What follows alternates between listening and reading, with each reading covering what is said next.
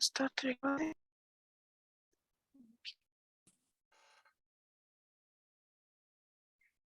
Good morning. Assalamu alaikum wa rahmatullahi wa barakatuh. District Director Mona Al-Nukab, PQD Public Quality Director DTM Yasir Al-Kashar, Club Growth Director DTM Siham Mohammed, IPDDs, IPCGDs, current and future leaders, District 20 family and my dear members. I welcome you all for today's workshop. This is Suhan Abdul Manaf, your Sergeant at Arms for today's workshop, and we are going to discuss about how to build clubs and how to grow. Before we start, we would like to, repeat and also need to tell you what is our district mission. We build new clubs and support all clubs in achieving excellence. And let me share with you some ground rules. Let's try to. Okay, let's try not to disturb any one of us. Keep your mobiles either switched off or on silent mode. And if you want to go anywhere, you may switch off your video and you can go freely. And these are the ground rules. Now I want to call our leader. Who is our leader here? She is a leader by example. In her professional life, she is the teacher, a mother, and yes. You say the mission of the district? Yes. Yes, I did. Why I didn't hear you? Oh, I'm sorry. Maybe because Why we network. didn't repeat? Yes, please, and let everyone repeat after you. All right. The district mission is we build new clubs. We build new new clubs clubs And support all clubs and support all clubs in achieving excellence. in achieving excellence. Excellence. Thank you. Now, Well, okay, proceed. I was about to introduce our leader who has really shown her how proactive she is right now. And she is none other than, she's also a teacher, a mother, and a good friend to all of us in Toastmasters. I call her a leader by leading example. She's a leadership by choice, not by, by position. And let me hand over to you for today's contest master or the workshop master for today's meeting, DTM Siham Mohammed. Thank you so much. DTM Monologue, our district director, DTM Yasir Al-Kashar, our program quality director, dignitaries in the house, IBDs, our officers, dignitaries in the future, dignitaries in the current year, and all our lovely members of District 20 and beyond. Good morning. Let me start and begin the meeting of today officially. And now, as I opened the workshop or the event of today, I will introduce the master of ceremony, the one that's going to lead us through this session. She is an engineer by profession. She is Iraqi by nationality. She is Toastmasters since 2018. She is a member of Erbil International Toastmasters Club. She served as a VBE, a VBM, and she was the president of last year. She is an immediate past president. She is the current Area 11 Director, TM Nawara. Over to you.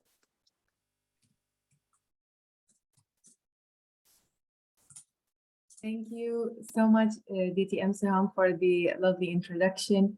Good morning, all. I hope you have a blessed Friday. Dear DTM Muna Al-Aqab, dear CGD Yasser Al-Kashar, hope you are doing well. I'm so honored and so happy to be with you today and the MC for this meeting. I am so happy this is my first time doing it, and I hope I do a great job. I want to start this meeting by saying how important it is to grow, and there's no one better to lead us through this than DTM Yasser Abdullah, who is I'm so honored to be specially invited by him. He sent me a message yesterday, and I was thrilled to be personally invited by him. Now, let's start with today's agenda, and I will start by introducing our District 20 Director, DTM Muna Al-Aqab.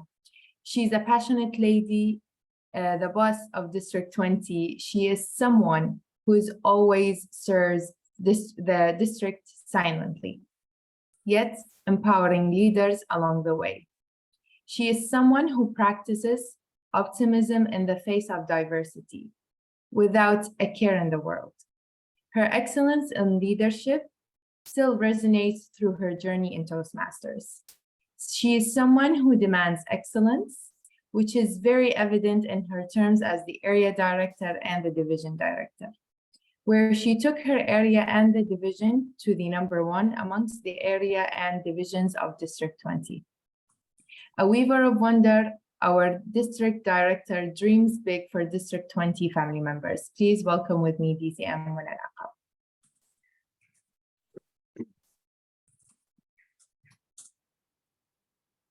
Our MC, Toastmaster Nawara, Program Quality Director, DTM Khalid Abdullah, Club Growth Director, DTM Siham Muhammad. I don't know why Khalid cannot stop laughing.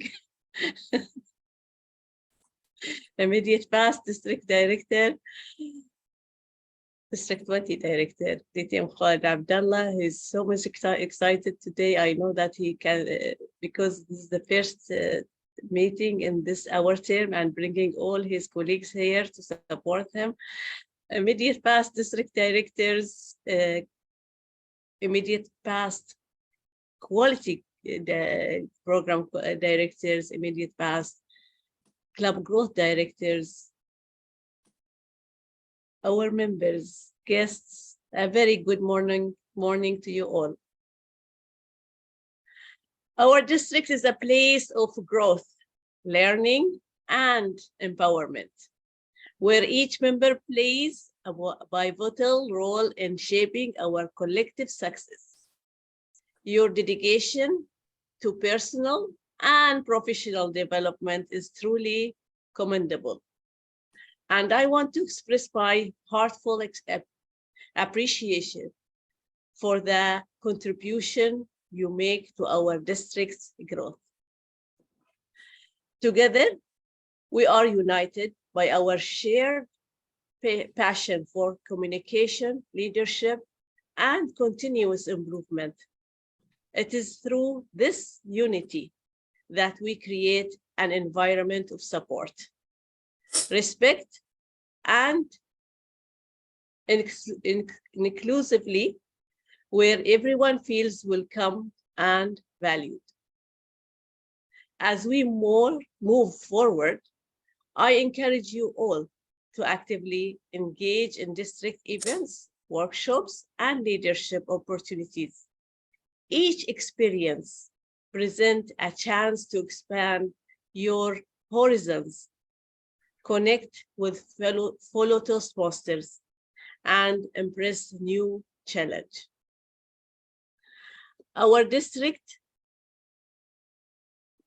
thrives on collaborations and teamwork, and I am confident that by working together, we will continue to achieve remarkable milestones and raise the bar of excellence. Let us celebrate each other's achievement, learn from our experience, and inspire one another to reach greater heights. I want to extend a special thank to the Club Growth Director, Toastmaster Siha Muhammad, and her team for bringing such a beautiful discussion today, two panel discussion, and from all around the world with experience to our District 20. I would like also to extend my thanks to all the members of District 20 who are working hard to have us. Can you mute others, please? Thank you.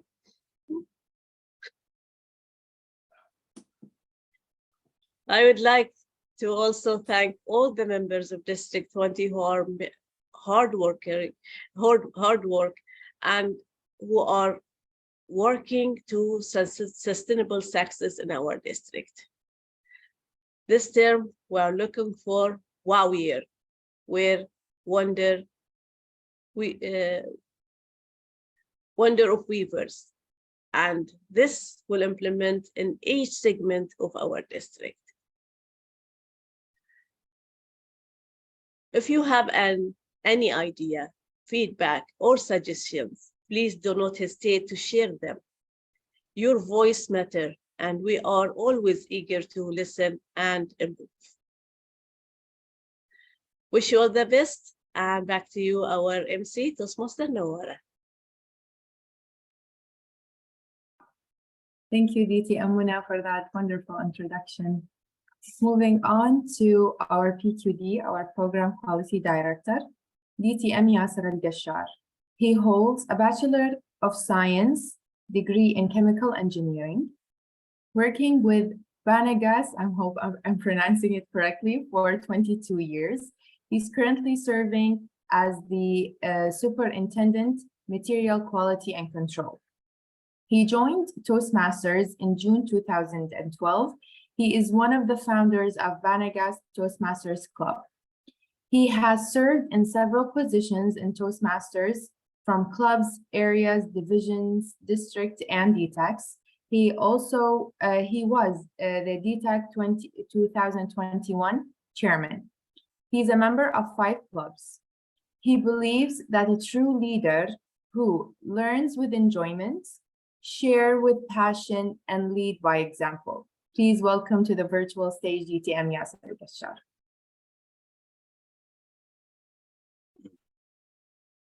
Thank you, Master of Ceremony, for great introduction.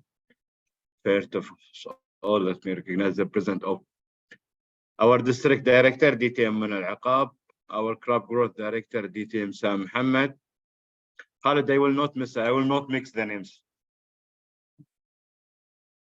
And also, I should recognize also the presence of IBDD, DTM Khalid Abdullah. We have a lot of IBD, and I'm happy to see them also. IBD Roba, we have IBD Liza and Rania, DTM Rania, and Pablo. Also, we have region advisor. Also, CGDs, last CGDs, IBC, and the current BQDs, DTM Zayed and DTM Sabina. Thank you for all for attending this great job, and thank you our Club Growth Director DTM Siham with her team for organizing this amazing mornings workshops. And we have from different districts who's coming here to share with us their experience. Especially in the growth, we have great districts that they growth last year, and we are happy to be with us in a District 20 to share their experience in a panel discussion. I know Khalid will lead with the panel discussion for the growth with the IBDD. Amazing leader, we have it. So all the best for all of you as IBDD, and we would really need your help and your experience as IBDD. Also, we have DTM Alka, the one she will lead the CGD group or IB CGDs. All the best, and we hope that we will learn from you and not take a lot of time. Thank you, and back to you, Master of Ceremony. Thank you, DTM Yasser. Moving on to our CGD, our Club Growth Director, DTM Siham.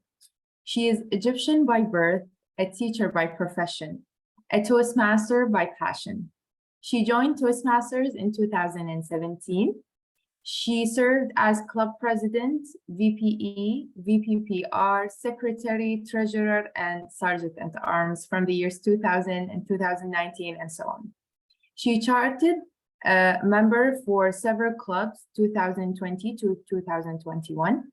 She is the area director, 2020-2021, division director for the year 2021-2022, the division the club retention chair 2022-2023, and club growth director 2023-2024.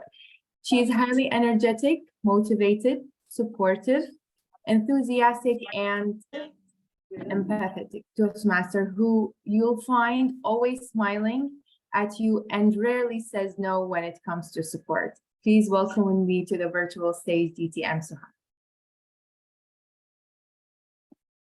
Thank you so much, our MC for today. Our District Director, DTM Muna Al-Aqab, our Program Quality Director, DTM Yasser Al-Gashar, without a mistake this time. Our IBDDs,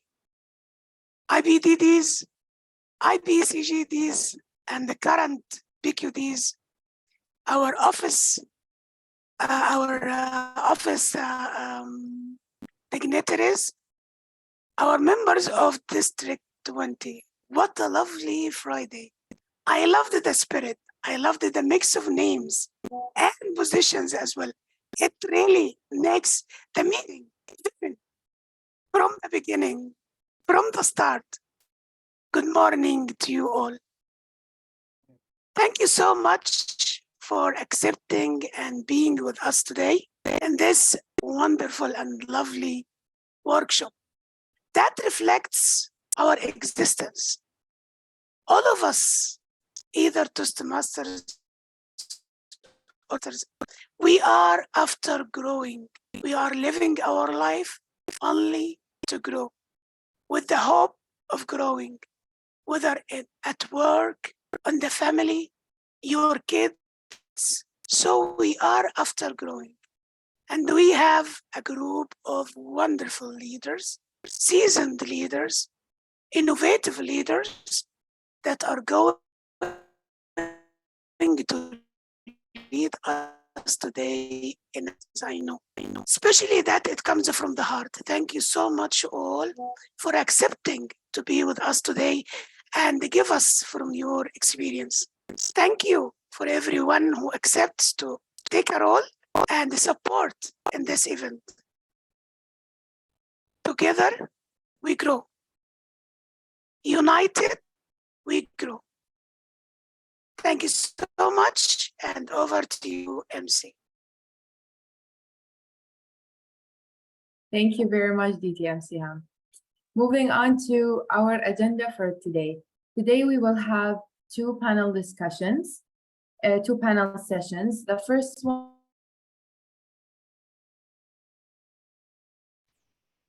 You're on mute, Nawara.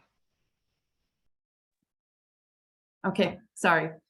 As I was saying, our meeting today is going to have two panel sessions. The first one titled Sowing the Seeds of Growth, led by the moderator, DTM Khalid. And the second panel discussion called New Club Sponsors and Mentors, which is going to be led by DTM Alka Kumara. I will start by introducing the first panel session, as I said, titled Sowing the Seeds of Growth. The moderator of the panel session is DTM Khalid.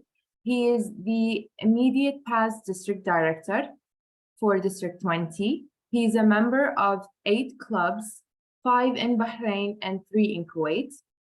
He is the vice president membership of the most senior corporate club in the district.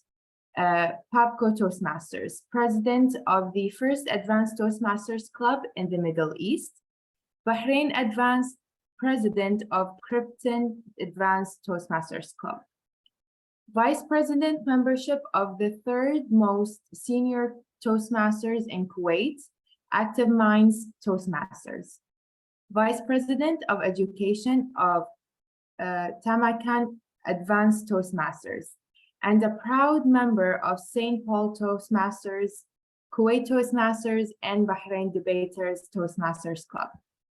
His purpose in life is to lead his kids by a good example of a father to be followed, and that's why he is in Toastmasters. For the panelists today, we have first one, DTM Rupa Datta. She is District 21 Godmother.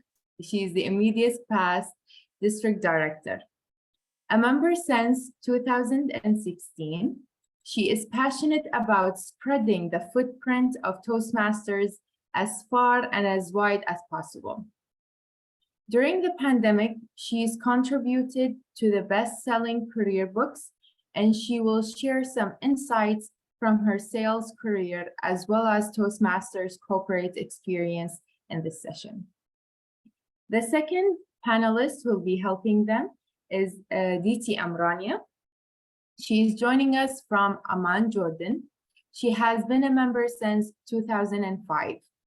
She has worked extensively with 3 districts, during which she has served as multiple roles at the club's level. She has also served as the area governor under Area 79, division director twice under District 20, District 20 secretary, District 105 public relations manager, District 105 club growth director, District 105 program quality director, and District 105 director last term.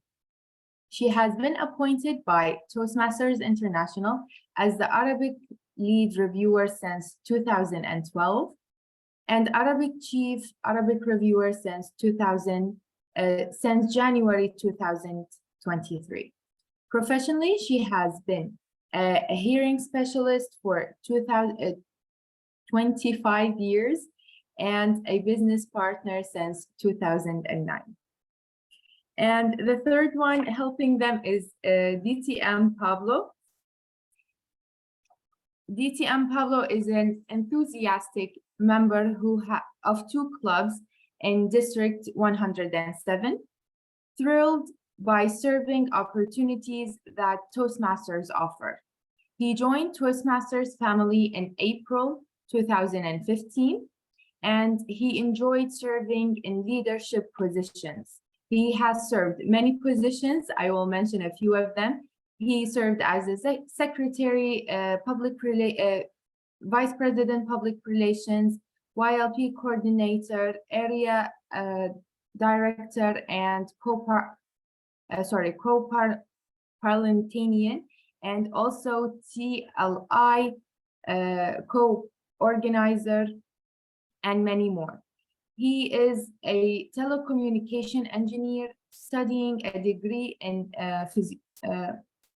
psychology. He loves people, mingling, languages, culture, diversity, and he continues learning. And the last part of the session will be an audience participation with a Q&A. And before starting, I would like to mention the time as a whole for this panel session. We have timing 25 minutes green and 30 yellow, 35 red. Our timer will be Esma Salim, so please pin her if you need to. And now I would like to hand over to the moderator of this session, DTM Khalid Abdullah. Thank you so much. Our amazing Master of Ceremonies, Toastmaster Nawara, District Director, DTM Muna Al-Aqab, Program Quality Director, DTM Yasser Al-Gashar, Club Growth Director, DTM Siham Muhammad. Okay, good. I got this right. IPTDs in the house. Past Region Advisor, DTM Patricia, nice to have you here. Good morning, and of course, PQDs. PQDs, we have PQDs also. PQD Sabina, PQD Zaid, and those who are still sleeping, please wake up. Those who are about to sleep, please don't sleep yet. Hear me out, and then you can sleep. So good morning and blessed Friday to all of you. It gives me an immense pleasure to be here today and inviting also my colleagues, my partner in progress over the past 3 years. We've been into many places that, well, some we are proud of, some we are not, especially the breakout rooms. And we are here and we are here to share our knowledge over the years and extend the support to our beloved District 20. So before I jump into the panel discussion, I thought of taking you through a story of mine when I was an area director, and I will share my screen. Yes. So the story begins, of course, thanking DTM Rupa. I know that you are not a DTM, but I like to call you DTM. DTM Pablo, DTM Rania, for joining me as well in this session. So when I was area director in 2018, I remember coming across this amazing mission. We build new clubs and support all clubs in achieving excellence. And many at that time were telling me, shouldn't we just focus on retention instead of growing, as what CGD Siham was saying? And I was always wondering, well, there is maybe a truth in that, because I don't know how to build clubs anyway. So the only thing I know are the few presidents in the area. That was one of the puzzle of mine that I had. And I think today we would definitely show you that's not a puzzle at all.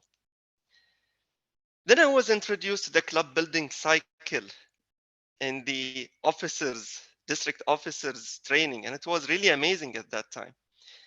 The first of the whole cycle starts with identifying leads and prospects. And mind me just sharing that. I did not understand what the word leads mean at that time.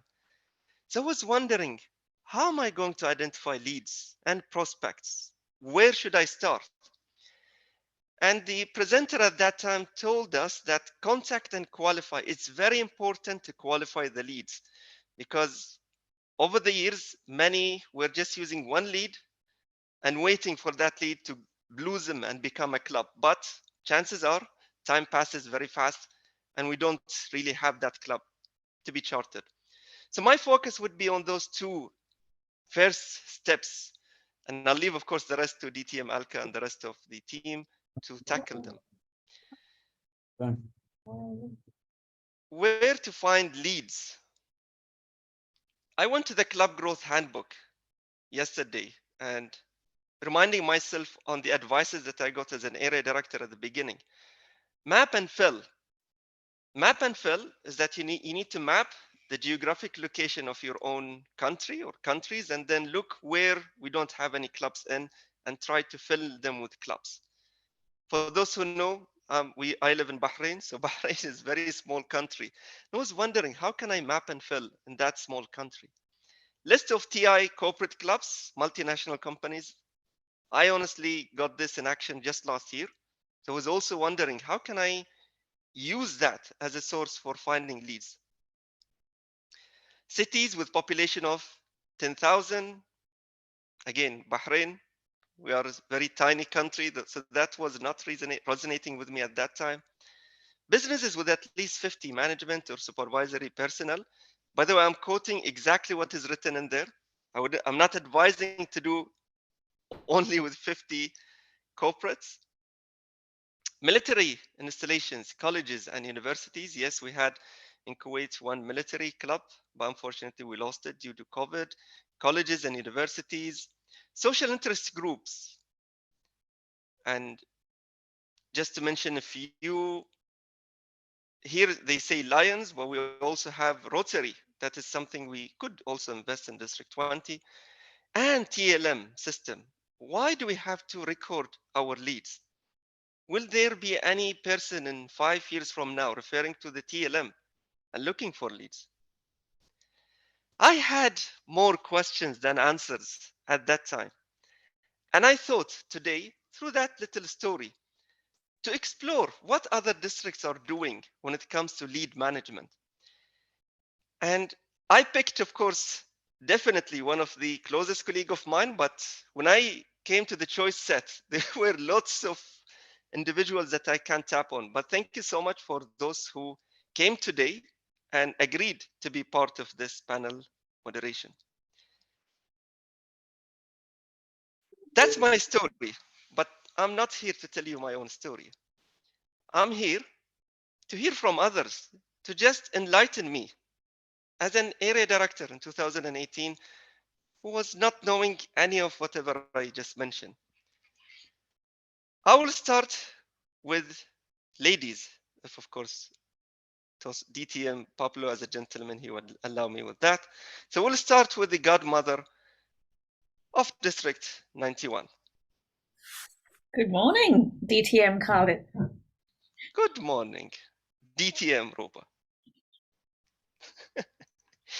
Toastmaster Rupa, okay, fine. What's your take on lead management? Share with us something from your district experience that would enlighten our area directors or anyone who's looking for leads, specifically in District 20 or even across the world. Floor is yours. The TLM is gold. Now, last year in District 91, we were very lucky. So District 91 is the south of the UK, which means that it incorporates London. And post-pandemic, London came back alive.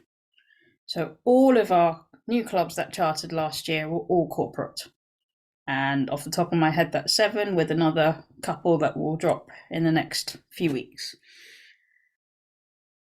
In some respects, for corporate clubs and new clubs, you have to forget everything that you do in your own club. And the language and the discussion is different. So don't be scared, is my first piece of advice. Maybe get a copy of Pat Johnson's book. Go to your CGD, go to your godfather in District 20 or your godparent in whatever district you're in for help and advice in terms of having those conversations. But don't be scared. In terms of qualifying the lead, there are a few questions that you can ask, but it does start with if you are lucky enough to get inbound leads from Toastmasters International, don't wait. So if your CGD passes you a lead or you're the CGD yourself, if it comes in within 24 hours, phone them. And questions to ask will be, have you got budget? Is the budget signed off? Understanding how many employees may be in the company as well. And organize a demo meeting as soon as possible. I'm not sure how many people have seen it yet, but all area division directors and district leadership team in all districts now have access to a club building module in Basecamp, and that is worth looking at. So that's it for now. DTM Khalid? Thank you so much, Toastmaster Rupa, for enlightening us. Yes, corporate club, and of course the home district of Pat Johnson. What do you expect? So let's move on to the next panelist in sequence, and I would love to hear from DTM Rania. What's your experience, DTM Rania, in District 105 when it comes to finding leads? Where can we find leads? Thank you, Khalid, for the question and the opportunity. Now, I think my experience is different than Rupa and probably other districts because we were the largest district in the world last year. So we had a very vast area and opportunities to basically explore. At the same time, the growth of the district in this region basically was during the 90s and the during the beginning of 2000s, and then when the pandemic hit, it really hit the corporate clubs. So many members lost their jobs. They basically got relocated, and many did not even have allocated budgets to start new clubs. When I was a club growth director at the time, we were so lucky that was the year of the pandemic. Lucky in the sense because people were at the time were very frustrated. They wanted venues to meet and mingle. And that's where we explored opportunities like advanced clubs, specialty clubs. And that was a new area where we haven't explored before. And at the year end, we ended up as the third district in terms of club building. We ended at rank number 3. We added 40 clubs that year in 2020, 2021, during the pandemic, the first year of the pandemic. But of course, things have changed drastically the following year and the following year, because once the world opened up, people's priorities changed, and now they didn't want to be part of more than one club. So things have really crumbled in a different sense of the word. So we had basically to figure out a different way of finding leads, because there was a time where people were basically relying on, let's say, multiple or triple membership. That really was like a bubble for us. And my concern lastly was getting rid of that bubble. So we have only basically pure clubs, new clubs that only have new members. So we get rid of that bubble that really created a vacuum for us and had made the district struggle for a number of years. That's one of my first advice I would tell to any leaders here. Delete that bubble, forget, remove it, whatever vacuum you have, get rid of that, because this will basically drag for years to come. Because when you are a smaller district, it's easier to control. When you're a larger district, it's hard to control. It goes beyond control.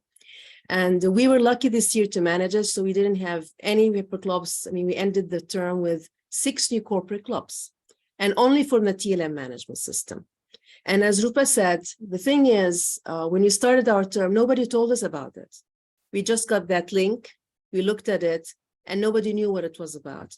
Back in our term, when we started, it was just fresh, I think 1 or 2 years when it was launched. So nobody knew exactly how to use it and how to analyze it. Okay, so you had some leads and some names and emails in that list. You know, what shall we do about it? Even if it's 5 years old or 3 years old, give it a try. You never know, because some people, they might move to a different company.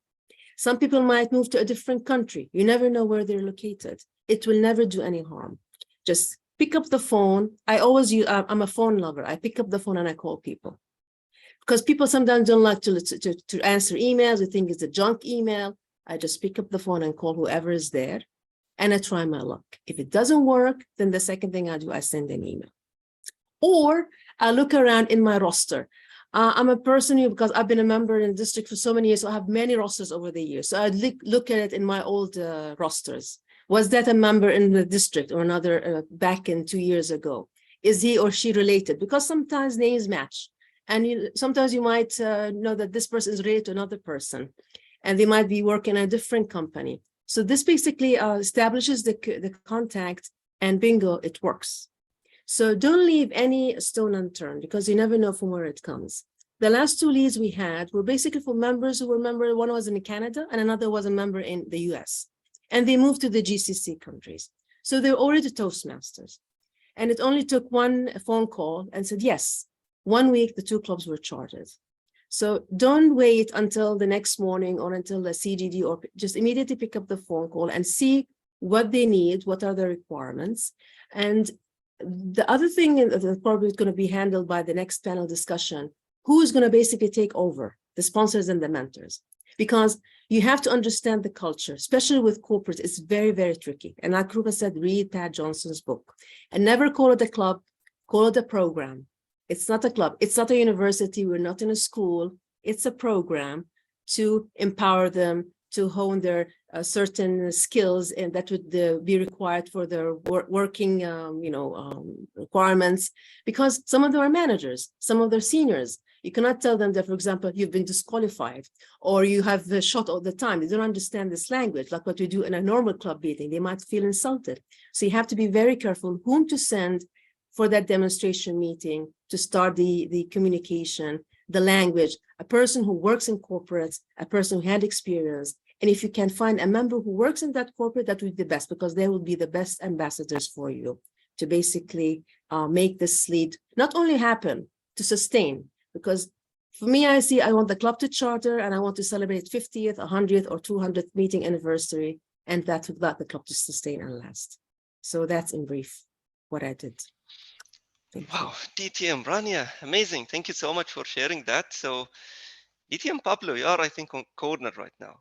One saying corporate club, the other saying call corporate club. So do you have something other than corporate club, or would it be also corporate club? DTM Pablo, floor is yours.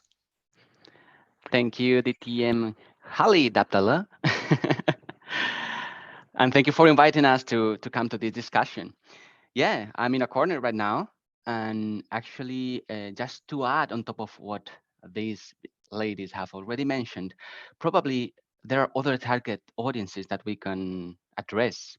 Of course, uh, as both of them mentioned, corporations, it's a particular world. But what about what you mentioned before, Halid, with your map? Depending on the geography of your district, maybe you will like to fill some gaps that will make the life of the area directors easier to visit their clubs, to prepare events around them, and to make them more connected in a sense. Also, remember that this is, again, an important part of the leadership development of the area directors. So don't be afraid to fail. Actually, we learn from that. Don't be afraid to consult, to improve. And I know that the district mission is to build those clubs and to sustain them with good quality. But in the end, this is also a path for the leaders to develop themselves. I agree that we have the responsibility to create those sustainable clubs that Rania mentioned. It is important always to put the path for the clubs to remain there, sustainable, and to retain them, as you suggested as well, Khalid. But regarding the target audiences, we have worked in many different audiences in District 107. Some of them were successful, some of them are still working on it. For instance, just to give you a few ideas, I'm thinking of youngsters groups, people who are just in their 80s, let's say, and they're very enthusiastic. They want to create things, maybe in a library, maybe related to universities, maybe specific degrees. People that are working with communication, I'm thinking of journalists, those areas will work. Right now, we are already prospecting in District 107, one club specifically for science. So there will be science hybridly connected, science people hybridly connected all around the district, and they would be there will be a club just revolving about science topics. Of course, that will later on blossom, but it's just a starting. I'm also thinking of minority groups. Sometimes that works also. There is something that is still at work. For instance, in the south of Spain, we're working on a women club. It's empowering some women in a certain area. They had some difficulties in the past, and maybe why not? I heard that there are many districts having clubs in prisons. Come on, those people, we want them to come back to society in a good position, and we want to empower their voices. As Muna mentioned before, your voice matters and anyone's voice matters. So you just need to be creative in that sense, thinking where you can provide more service and where you can empower voices that maybe were not heard before. We are always thinking of corporates, manager, business people, top 50 managers, but why not addressing other audiences as well? That would be my suggestion, DTM Halid. Amazing, DTM Pablo, as usual. Many ideas. I think many of us right now are writing. And yes, we do have something similar as well in District 20. So we have IT professionals, for example, medical professionals, Toastmasters Club, just to share a few from District 20 and female. Yes, I just last year I came to know that we have male only clubs, which is very surprised to me. But yes, we do also have some only male club. And yeah, so that's really interesting to find more ideas about how to find leads. Now, let me start now backwards. So let me start with you, DT and Pablo. Now, if I got a lead right now, and let's not go to the corporate lead. Let me just say, fine, I got the scientist lead. So how can I go and qualify the lead? When should I say, well, okay, now this lead is really hot, or this lead is cold as ice, so maybe I don't need to continue. So floor is yours, DT and Pablo. Sure. I would say don't underestimate it, don't overestimate it. As Rania said, I will definitely go pick up the phone and call them and understand where they are coming from. We had many leads that were just, oh, I would love to have this and create this. It's more like what of a wisp thinking. And then it all vanished and didn't happen. However, we also had those leads happening like that, starting from just a desire, but then ended up on something more fruitful. That's where you come into place. That's what you support them, feeding them with the information they need, the structure they need, demo meetings, which is important, and focusing on what you are going to present in those demo meetings. In terms of qualifying, you never know. You don't have all the information. You might have your gut feeling, but I truly mean it. You never know. Just go for it. Don't think it's still too early. Rania mentioned just in 1 week, 2 different clubs. Is that early enough? And also I would say, don't give up. I know there are some signs that will show you that probably you should stop pursuing that lead. But I have experience in District 107. We last year chartered a club that was prospect for 4 years. And even the people who were in the charge of the prospecting changed. But the seed was there. We are here sowing seeds, and the seed was there. So my suggestion would be support them all the way through. Give them the information they need. If they want a demo meeting, offer them. Try to not only sponsor but mentor them in finding those leaders that might support the club later on. And then let them know that, of course, they will not be alone. They will have how many? 9 divisions, 35 areas I read.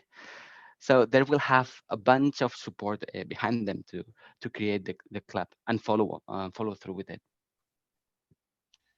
Amazing answer. Thank you so much, DTM Pablo. I'm not sure if any of us would have that long breath of 4 years to wait on a club to be a reality, but who knows? So picking from what you said, 9 divisions and 35 areas, DTM Rania, I got already a question in there that says, how do you encourage your area and division directors to get involved in sourcing leads and supporting pre-charter clubs? All right. Now, the thing is, if you want to go by the district leadership handbook, it is the area directors who should basically get the leads. That is their job. So it's not the job of the district, it is the job of the area directors. If you want to go by the book, and we have Patricia here, I think she will vouch for that. That is the job of the area directors. And the division directors are there to guide and support. We just get the leads if we get it from Toastmasters International and we see where we can resource it. But I believe everything happens at the club level, because the best lead source is basically the members themselves. Because we connected, we know our friends, we know we work in companies, we are part of a society, we're part of a community. Nobody knows our arena more than us. And the best of the clubs that basically sustain, be it community clubs or corporate clubs, because the majority of the clubs in our district are community clubs, not corporate clubs. That's the highest number. 80% of our clubs, if not more, are community clubs. So we look at different communities because also you have different nationalities, different backgrounds, different languages as well. So this also facilitates in having different kind of culture. We have Arabic clubs, we have French clubs, we have Telugu clubs, we have Tamil clubs, we have Malayalam clubs, because as you know, then this part of the world have different people from different parts of the world, which is fine. So as you understand the culture and also the neighborhood, for example, this area does not have a club. So how about catering for the community? Now, for example, in UAE, in Dubai, they have these big complexes. So this area, they don't have a Toastmasters club. They can easily facilitate a venue. So let's have a community for that. So we find prospective targets and members, we put flyers and so on. So this basically starts at the club level with the area directors. They need orientation, they need training. They need to understand the responsibility, because the thing is, there's a misconception that the district has to give us the leads. The district has to give us the sources. No, it's a teamwork. We're there to guide them with tools, because we've done it before. So we know, we've learned it the hard way, let's put it that way. So we can tip them where to source their energy, where not to waste their energy, because sometimes you waste your time with something that is basically a dead end, you can say. never lose hope. I second what Pablo said, because sometimes you have leads from 6 years, and one member, or let's say one person, changes in the corporate, and they have to, okay, let's do it. For example, now we have the budget that started, but once you establish the communication well, and they remember, oh, there was these nice people that came, they did a very nice demo meeting, they'll always remember that, because first impressions last, all right? But when it comes to when it comes to the area and division directors, it is actually their duty. So it has to be very well established in their district leaders training. This is part of their duties. They have to know how to do it, how to fill up the forms, because they don't know how to fill up the forms. Oh, let's give it to the CGD, let's fill the forms. No, it's the sponsor's role who has to fill up the chartering forms. We're here to support them, because if they don't know how to do it themselves, how are they going to learn and grow? One day they might become co-directors or part of the extension team. So this misconception needs to be changed. And the problem is, in my region, people do not read well, okay? And they take it the easy way, and they just delegate it. I'm being frank, I'm a very frank person, and we're here to learn, because I've been part of this region for a long time, so I know how it works. So focus on the district leadership training well, train the area directors how it's done, and get them involved. They need to be part of the process. Once they're involved and they feel responsible that we have to work on, and we'll support you. And it's also part of their credit. I mean, they'll get their credit for that. So when they feel they own this project, they will work hard and make it sustain and keep it alive, and to ensure the quality of that club, because they feel it is our club. It is my club. I've been part of the process of the chartering, myself and my team members. And this will ensure its sustainability and its growth. So this is the loophole, I believe. It's when it comes to the training and their understanding that it's a district, not the area directors. It's vice versa. Amazing. Music to my ears. DTM Rania, thank you so much for adding to the conversation. DTM Pablo, I saw your hand raised. Do you have anything to add? Nothing else. She Nothing just turned else. it around. I wanted to add some spice to the arena, but no, she put up.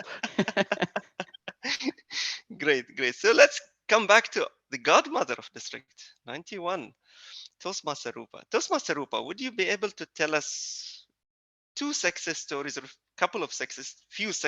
I would say, in District 91, finding leads and converting them into a club?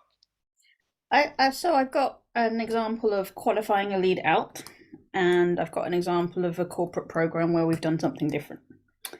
So when I was CGD, I got a call from a guy at a company who they'd done some research for his team, so a sales team, and were working on their development needs. And no, budget is not an issue. All of his team said, so he was managing a sales team across different time zones. All of them said they wanted to get better at presentation skills.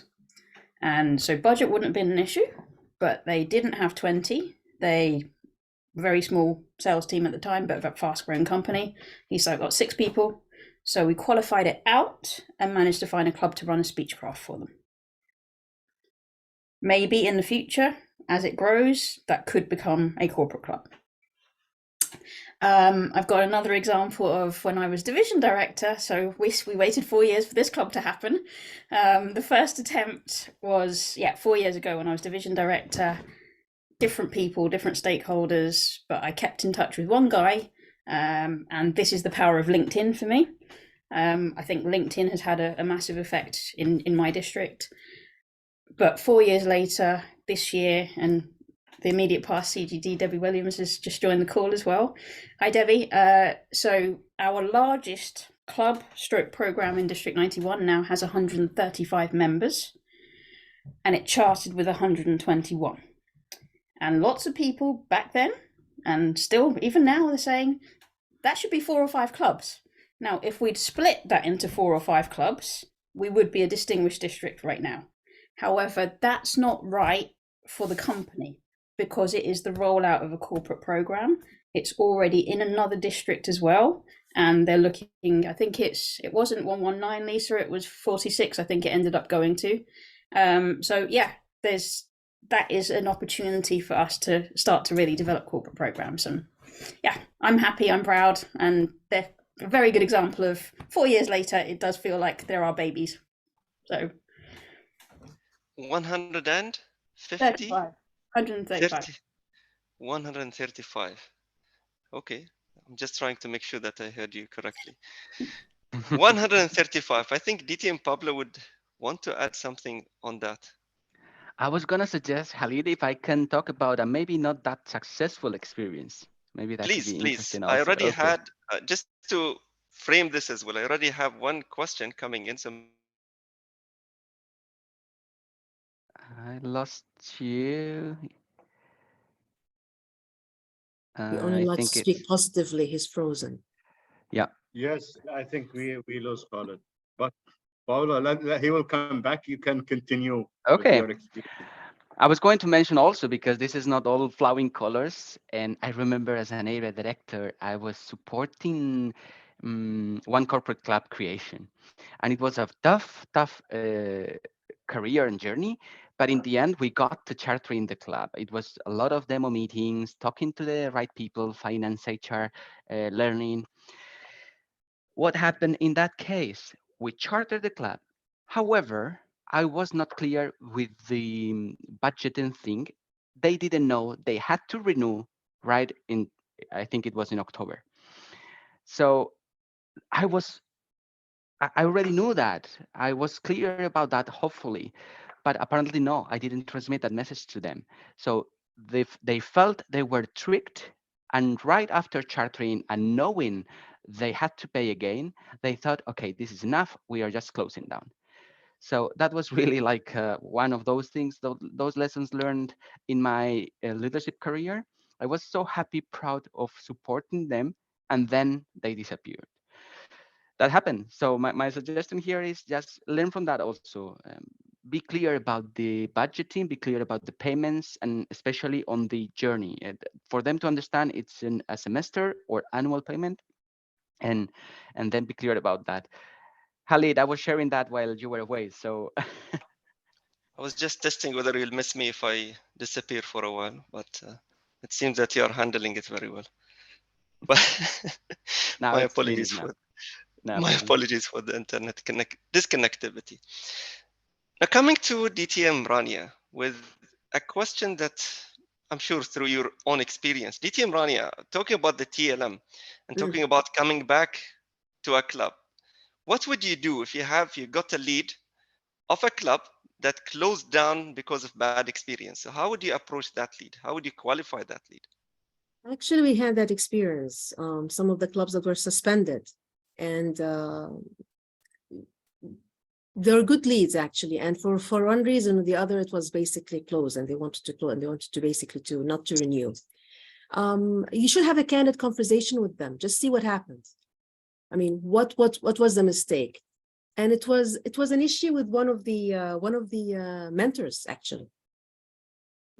The mentors was not doing very well, and in the end he was the one who was saying, no, we have to close the club. I mean, imagine the mentor was suggesting to close the club and not even to renew.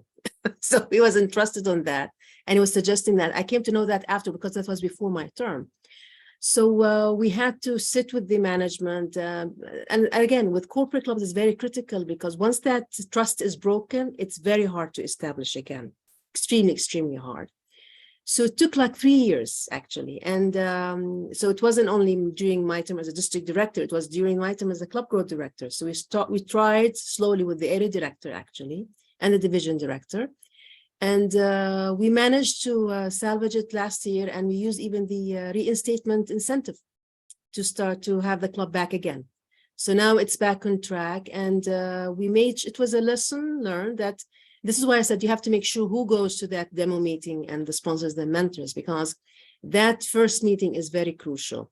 And another thing I would like to add about bad experience as well, so some members or some even leaders miss, is when the club charters, the date of the chartering, they miss about the complete renewal cycle. So what happened is the club, let's say, starters in June, especially those clubs with charters in June, because everyone wants to end the year with June 30th, and no. So they forget about the balance of 3 months.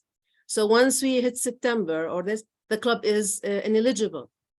So why we're ineligible? You have to pay for the remaining, for at least 8 members for the remaining 3 months, and they get really upset. Why haven't you told us in advance? We could have paid for the whole batch for 3 months. So this does not give a professional image about us as an organization. We do not know exactly the structure. So let us know from advance. Okay, so you give them the idea, the suggestion. Okay, if you charter for 6 months, be in mind that once this we hit this date, this will happen. So do you want to pay until the end of the period, or you want to wait and assess? Because some of them will say no. Maybe some of the members will not renew. We want to add new members. That's fine, but you have to tell them in advance what's going to happen, so they're not hit with a surprise. Because we also had that one incident that club said, we do not want to renew with you. It wasn't the money, it was the principle.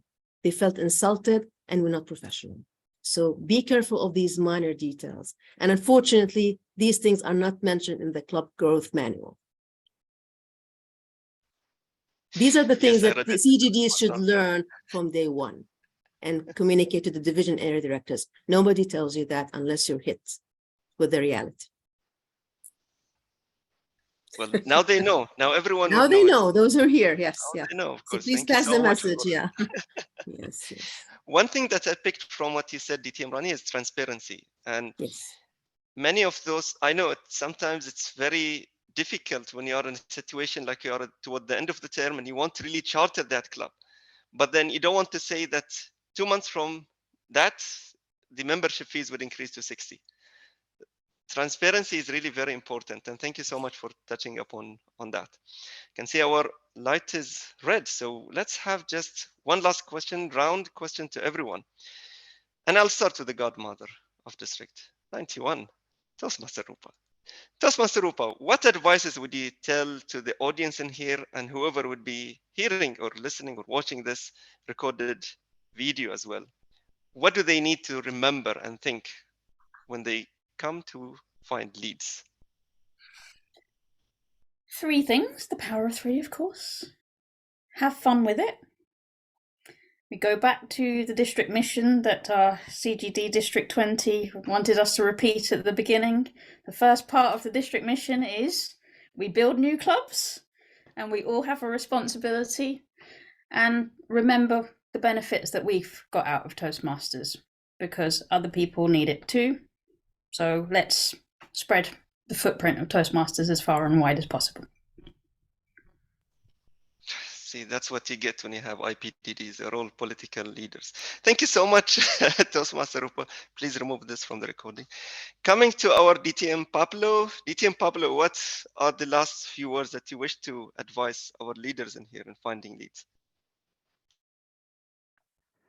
I'm having an issue. Oh God, I infected him all the way from Bahrain. All right, so let's move on to DTM Rani and then maybe come back No, to sorry, Pablo. I have No, an he's issue with the back, he's computer. back. Are you back? Backing you up. I would say start thinking that you are providing a platform for people to experience what you had experienced so far. You want more people to experience what you got with Toastmasters. So if you have that in mind, you are just offering and being grateful to others. Great, thank you. Thank you so much, DTM Pablo. Thank you so much. The experience, yes, that's what it counts. DTM Rania. I always say stick to the core values. I mean, why do you want to start the club? Is it just because you want to add a number on the district base, or is it because you really want to benefit that district by adding that club? And then will it add value? Like Rupa said, with that 113 members, it wasn't the right decision to split it, even though it had probably ended up as distinguished. But she stick to her core value, and that is not the right thing for the corporate. So this is our value, you know. The integrity basically should be our compass, moral compass, how you basically find the leads and guide the leads, and put your heart in it and enjoy the process. And think about it as your own club. You know, when you first joined the club, the first meeting, what was your experience? You want the same thing to happen to these members, because you want to see them in the future become area directors, division directors, maybe international presidents. God knows what will happen. So this is basically the seed, you know, and you want them to remember you as being one of those founders, to be invited later on to their anniversary meetings. They were there at the demonstration meeting. This really makes a difference, because when you've been part of the difference in people's life, this is a very rewarding experience to anyone. And so give it your heart, enjoy it, and involve more people in the process. Let more people learn and get the experience, because it's a very rewarding experience, to be frank with you. And again, it supports the district mission. Thank you. Rewarding experience, district mission. It's very nice when you have the panelists speaking the same language toward the end. So that's really what counts. We're all here because of the district mission. Yeah, thank you so much for reminding us. And I can see our time is red. So now we are going to the Q&A session, although I felt we were already answering a few questions as we go. Am I audible and visible? All right, so I'm not, okay, fine, great.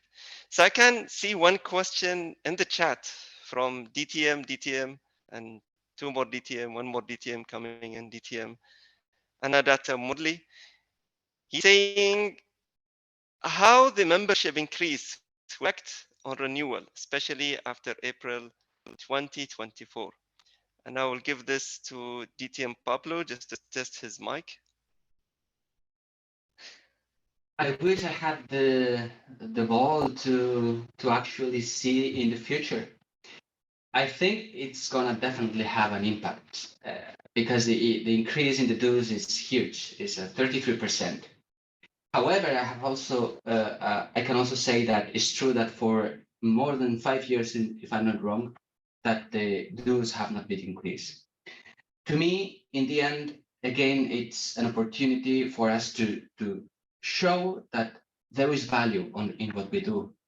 And you guys in District 20, I don't know how are your finances there, but I understand that maybe it's not the same as in the United States. And so those are the things that we as leaders should always promote to the world headquarters and the TI institution.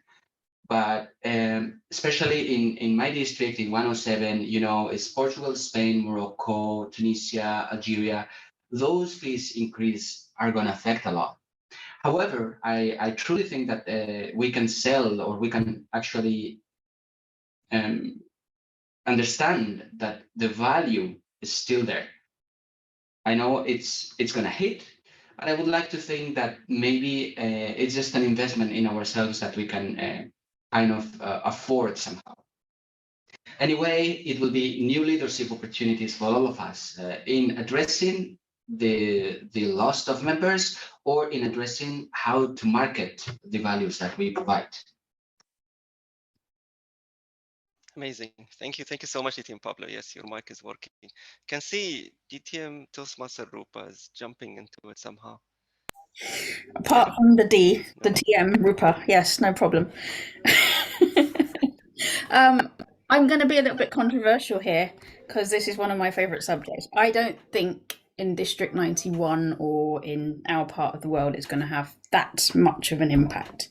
I agree with DTM Pablo that it is about how we communicate value, and again, that for what we pay, what we get back, it's a complete return on investment. If I were to look at just the data, this is where I agree with Rania. It might actually help us clear out the dual, triple, 10,000 memberships, because those are the people that might not want to renew in that many clubs. And that's not a bad thing. So looking at D91's data, we had 2,500 new members join last year, and we've probably got 200 dual, triple memberships. As long as we keep that run rate, it doesn't matter. Yeah, she's making it very simple, right? I can see PQD right now is opening his eyes wide. Let's hear from DTM Rania. What's your take on this? Well, I remember 7 years ago when also we had the same increase in dues. Maybe, I don't know if Rupa and Pablo were members back then, but it wasn't $15. I think it was $8. I don't know, maybe Patricia remembers. And again, the whole world went bananas. How are we going to pay this, and that? And we ended up, I don't know, with high numbers, and it went on. You see, it's inevitable. And I always tell them, I mean, what everything is inflated around you. So this look around you. Everything is increasing. So it's reality. And like Rupa said, our issue is basically those triple and dual members. Why do you have to be a member in 8 or, sorry, Khaled, 8 or 9 or 10 clubs? But seriously, because TMI says you have to be a member in good standing. So this is the thing, maybe an advanced club, free clubs. So people now are maybe reassess their priorities, fine. But maybe it's time where we can focus on pure members, genuine members who will really add values to the and quality to the clubs. Because when you have this multiple triple members, it even adds burden because you have to repeat the roles every time and the responsibilities every time, and people get really burnt out. So probably we have to reassess our strategies. And again, there's nothing we can do about it. It's inevitable. It's going to happen. I don't have the abracadabra ball to see what's going to happen in the future, but I think we have to take the best out of it and spread the value. And why we're here. I mean, why I'm a member for 18 or 19 years? Why are some members are members for 25 years? Why are they still there? Because of the value, because of the friendships, because of the connections. That for me, this is worth thousands of dollars, not $15. So it doesn't really matter. So if you really find the value, you will not mind. But some people, unfortunately, just want to find any excuse just to make a complaint about it. So it is what it is. So just spread the value, give a smile to them, and it is what it is. It might have an impact, it might not have an impact, but it's a reality we have to face and enjoy the process. That's all. Enjoy the process. Again, don't you really love those individuals here that I brought in here with the request that they could not resist to be here with me as well? No? Yeah. It was really an honor having you here. Toastmaster Rupa, I always associate DTM to those who are really dedicated Toastmasters. So to me, you are honestly a DTM without even having Toastmaster recognizes. I just gave you a DTM today. Thank you so much, Toastmaster Rupa, for being here today with us, and all of the learning that you passed on, all of the experiences and whatever you have been doing to your district is passing to our district. So thank you so much, Toastmaster Rupa. DTM Rania, I honestly can't get enough of your whatever wise advices that you give. I still, by the way, still continue to envy you, especially when you come to the peer DDs. Good that I was not part of that this year, and come up with a lovely presentation. I really learned a lot from you, DTM Rania, and that's just an extension today of whatever I got from you. DTM Pablo, what can I say? Thank you so much for being here. I really enjoy it when you are around, and you always draw smiles on our faces when you are around, and the breadth of the experience and the sincerity that you have, DTM Pablo, is something that really uncomparable. So thank you so much for panelists for being here. Thank you so much for all of those as well. I don't want to say it's a vote of thanks, but someone that I can see, DTM Lisa, all the way from New York, and it is right now 3 a.m. and many more as well that I might be missing their names. Thank you so much, and back to you, amazing Master of Ceremonies.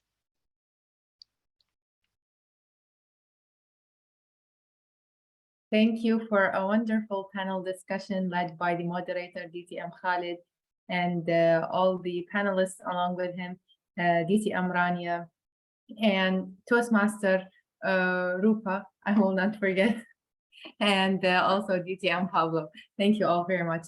Now, someone is sharing the screen. I am hoping it's for the certificates for our panelists.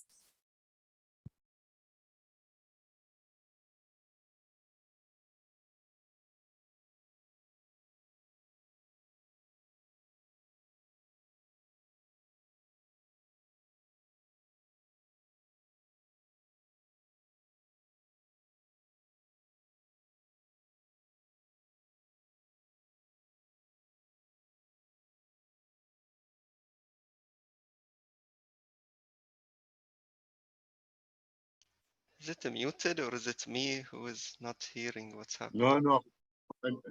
That is with Yeah, Nawara. Nawara, you're on a mute, I think. Sorry. Okay, going back to the beginning, a certificate for appreciation going to DTM Khalid, the moderator of the panel. Certificate of appreciation to Toastmaster Ruba for being a panelist. Thank you very much. Also a certificate of appreciation to DTM Rania. And finally, certificate of appreciation for DTM Pablo. Thank you all very much. Thank you all very much for a wonderful panel discussion. I'm part of our session today, the second panel session. It's called New Club Sponsors and Mentors. The moderator is going to be DTM Alka. With the recent shift from a full-time career coaching for school children, she was previously a financial consultant by profession, Toastmaster for 10 years. She is recently a member of 2 clubs in Kuwait. She's the Vice President of Public Relations of Kuwait Advanced Toastmasters Club and President at Durar Toastmasters. She is the past District 20 Club Growth Director for the year 2019-2020. She is passionate about spreading the benefits of Toastmasters and help charter clubs. To help DTM Alka for the panel, the panelists are going to be, first of all, DTM Sabina. She is a distinguished Toastmaster. She is a double DTM and a current Program Quality Director in District 116. As Club Growth Director 2022-2023, she played a crucial role to lead District 116 to be President Distinguished District by chartering 21 new clubs in her tenure.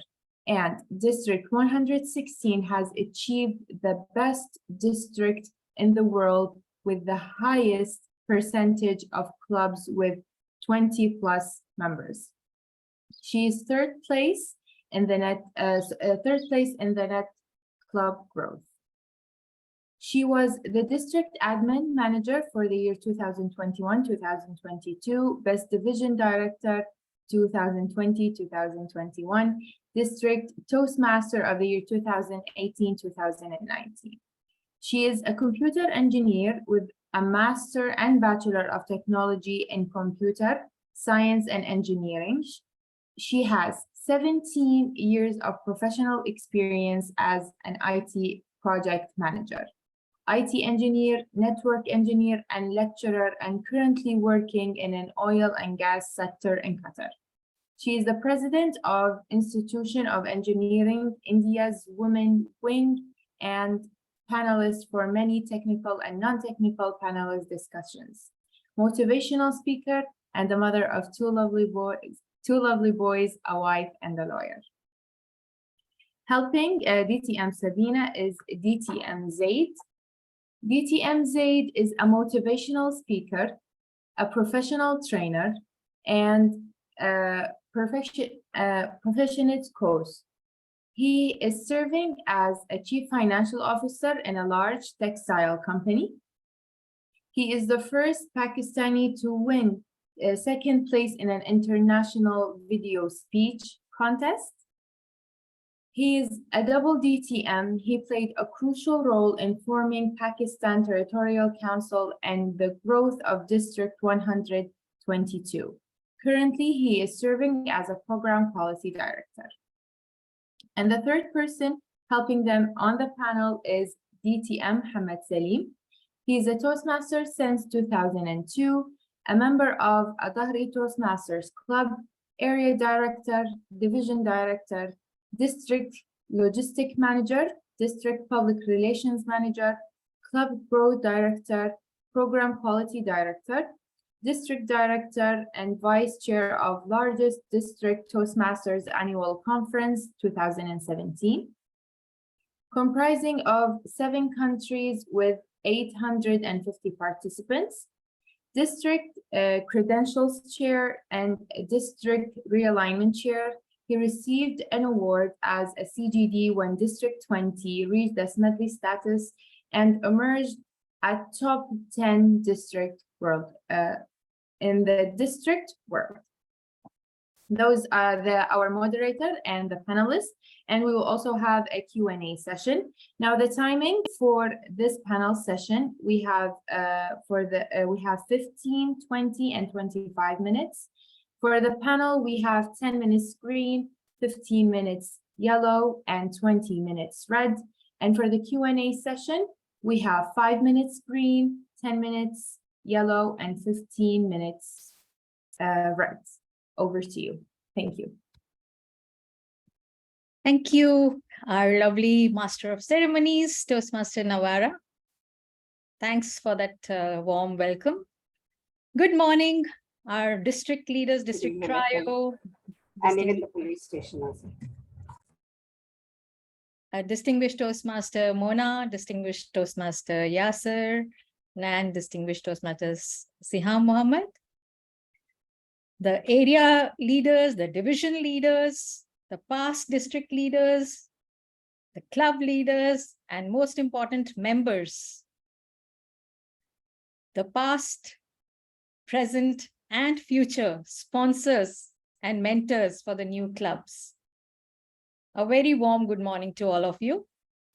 I am overwhelmed by seeing the distinguished panelists with me today. They are all accomplished, well accomplished in their own districts. And it's a great honor for me to be the moderator today. So we'll start with that short workshop. It'll be a very short interactive workshop. So please feel free to ask questions or contribute if you feel I have not said enough. So please feel free, whoever wants to. So starting with sponsors. When a new club, a nascent club comes into the being, as we just saw, when we convert the leads into a club, what happens? How do we support that? The first role is that of a sponsor. Once he or she gets the lead, maybe from fellow Toastmasters or from area director, just as DTM Rania was saying just now, it's their job, is it? So it's the entire teamwork, yes, wherever we get the leads from. So what does the sponsor do? The sponsor is the one who initially makes that connection.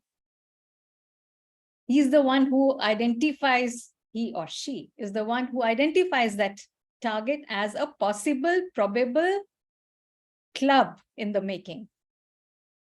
And then involves other Toastmasters, other leaders in the process of getting into the club. So what happens? First, you identify the target. It could be a corporate club. Let me share my screen with the presentation now so that we have a focused kind of talk that we are doing.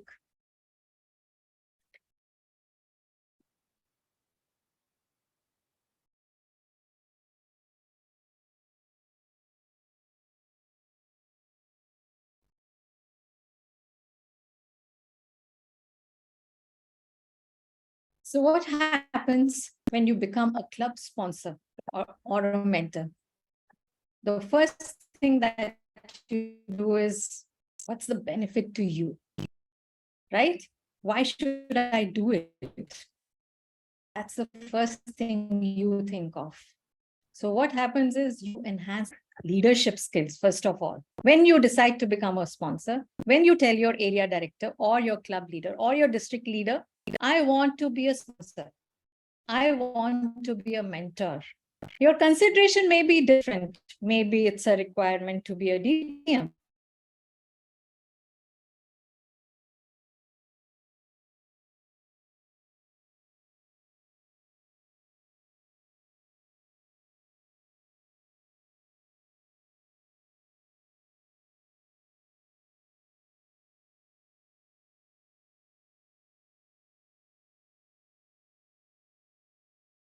DTM Malka.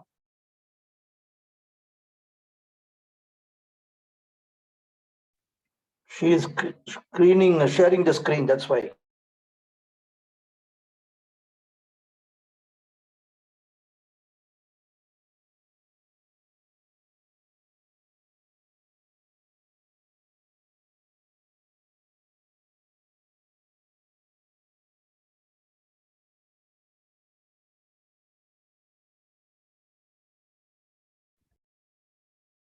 Sorry for that. Sorry for the disconnection. I guess that's an issue on Fridays. We have too many people doing their Zoom calls. So let me once again share my screen and carry on from where I left off. So it enhances your leadership skills, it enhances your project management skills, and it enhances in making you a better communicator as well. So now what we are going to discuss today is what are a sponsor's responsibilities? How do you establish a corporate club? Of course, all this cannot be discussed in 20 minutes, yet I'll try to touch upon everything. How do you launch a community club, and how do you continue to build their membership? How do you complete their charter? How do you plan the charter presentation? And what are the first 6 months or a year like when a mentor comes into the picture of that new nascent club? And of course, as I said, what's in it for me? So the benefits to sponsors and mentors. Starting with the sponsor's duties, of course, the basic duty why a sponsor is appointed by the district is to organize a new club from the leads that we get. Completing the documentation and presenting the charter and setting up the regular club meetings once the club has been formed. Basically, the sponsor is responsible for organizing the club, selling the new club idea to prospective members, helping to set up regular meetings, completing paperwork, and planning the presentation part of it. Now, what kind of Toastmaster clubs are there? Anybody can tell me? What type of Toastmaster clubs are there? Community club, corporate club. Yes. Yes, wonderful. So we have basically corporate clubs and we have community clubs. And then we have other kinds of clubs, which are advanced clubs, specialty clubs, like institutional. Institutional are corporate clubs, but yes, advanced and specialty clubs, which may have a restriction or a specification of membership, yet they are either community club or they are corporate clubs. So also we have a language club as well. Yes, those are the specialty clubs where we have these language clubs. So there the membership may be restricted or limited to a certain language, people who speak that language, but they are still a community club or a corporate club. Now, what do you do? The first step in establishing a corporate club is to get that information kit from Toastmasters International. There are wonderful resources there. This kit has everything that you want to know. How to start a new Toastmasters club, how to build it, where are the forms, what are the requirements of those forms to be submitted, how do you promote it to people, how do you get members, how do you get the company to bite into your marketing, and what are, once you have formed the club or you're going to do a demo meeting, you have several templates for agenda, certificates, and whatever you require for a meeting. Like I said, this is teamwork. It's not only the area director or the district director or the club growth director who is doing that. Of course, they have their own targets to fulfill, yet it's a teamwork. So a new club has not one, two sponsors, right? And it has two mentors as well. The district director, the club growth director, and the other leaders, mainly the area director, the division director, and of course, senior Toastmasters, experienced Toastmasters. We cannot dispense them. We cannot do without them. They with their rich experience, they are the ones who have helped me personally, and I feel they are a real resource for Toastmasters. So how does it start? Like I said, you identify your target. You look at a company. For example, in Kuwait, I see Al Ghanim is a big name. I'm sure we have tried to have clubs there, and we have had clubs there in the past. So we look at their size, we look at their location, we look at their revenue, whether they'll be able to help their members with the fees. What are their key contacts? What are their strategies? Do they need people? Do they need staff who is good at presentations?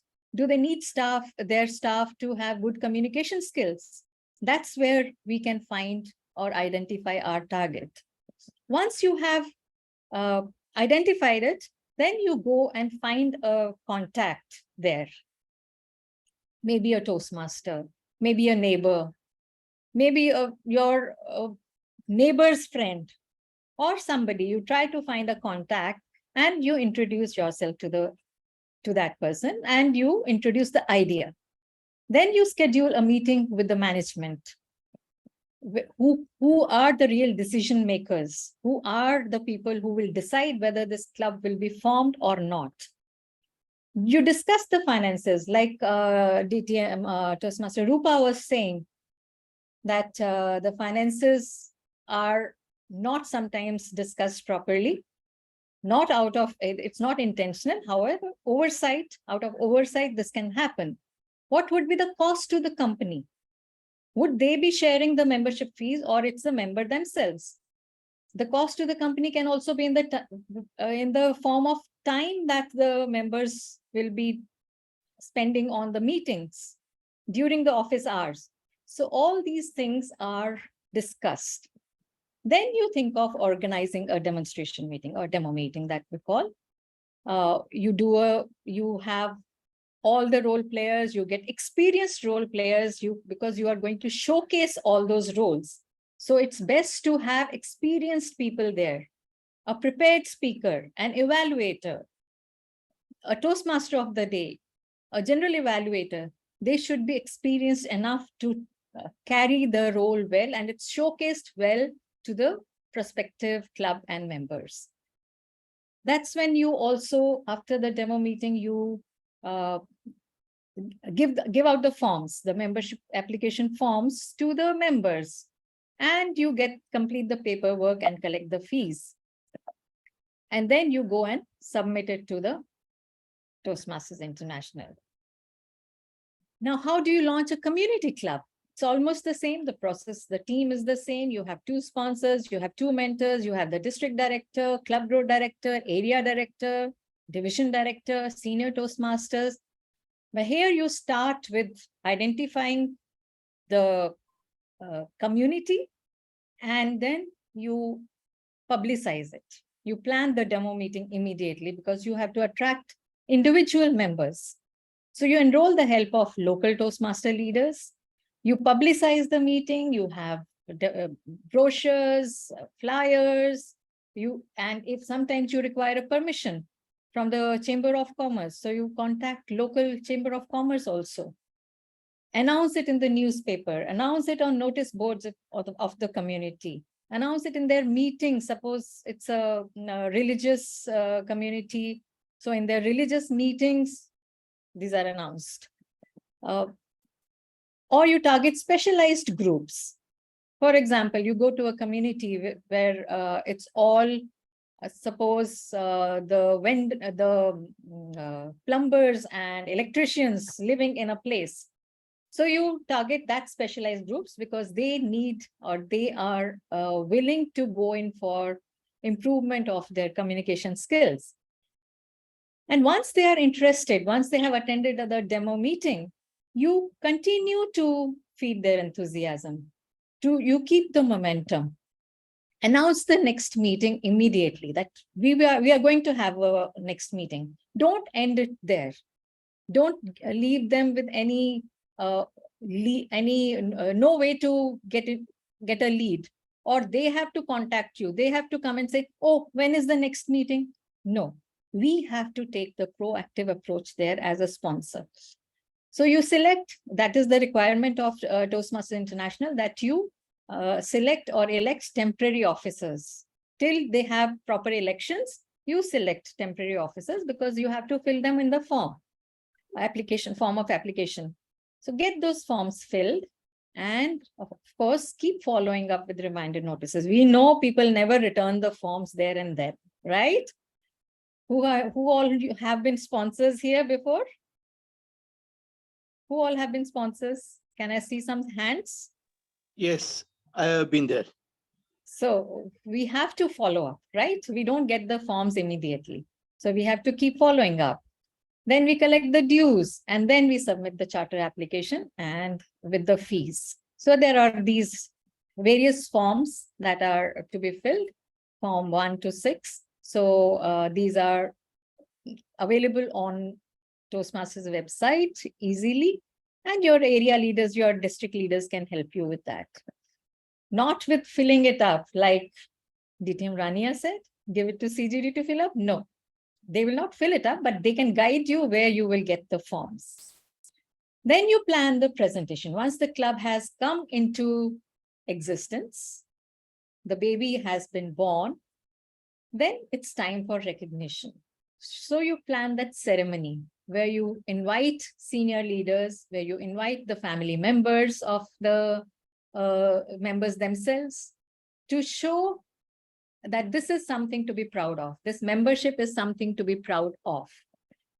You plan the meal, very important, very important. A filled stomach makes us, can anyone fill the dash? Makes us happy and satisfied, right? Yes.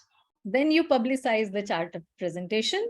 You plan everything. You form subcommittees who will look after, for example, welcoming the guests, who will look after printing the certificates, who will look after the meal. And then you include a short meeting as well. It's not just a celebration, because why do we need to have a short meeting there? Because we are also showcasing it to the guests. We are showcasing it to the families of the members. So we are somewhere thinking of giving or extending the benefit to more and more people. So we include a short meeting, maybe one speech, 1 or 2 table topics, and that's it. So you prepare the program and then present charter certificates to the members in presence of their families and senior Toastmasters. Now, this is where the sponsor ends his or her work officially, though they still continue to be in touch, yet this is where this mentor steps in. So the first 6 months are very crucial. So the district appoints 2 mentors for the first 6 months or 1 year, depending upon the requirement of the club when you discuss with them. So initially, mentors will be like babysitters, right? So they have to do everything. They have to hold the finger of the baby club members and take them forward. You help them, you help the members in organizing the regular meetings and encourage people to grow as leaders. So once you have those temporary officers, once you have 3-4 meetings, you find that there are others who are interested to be officers. And then that's how leaders are born. There is one quote about mentors: help others change the world, one leader at a time. Even if a mentor has managed to create one leader, the mentor has done his or her job well. So mentors are leaders who provide members with practical advice and help, tips on preparing speeches, on responsibilities, and support the club during the infancy period. Mentors are the advisors or tutors. Okay. Now, what is their role? What do? They share their knowledge, they share their expertise, they provide their opinion, insight into various issues that the club will face, the members will face, mainly to ensure that the club meetings are quality club meetings. They invest in the future of Toastmasters, they build and maintain the membership, they give training about pathways and the distinguished club program. So basically to educate the members, to hold their fingers, as I said, and take them forward.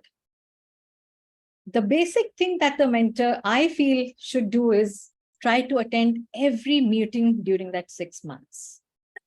If they are not able to make it, assign the other mentor or assign another Toastmaster that they trust. Educate the members about the Toastmasters promises. Does anyone remember we have some promises when we joined Toastmasters? 10 promises. 10 promises, yes. And the first one of them is to attend meetings regularly. Regularly. That's the promise that many of the Toastmasters forget as they go during their journeys.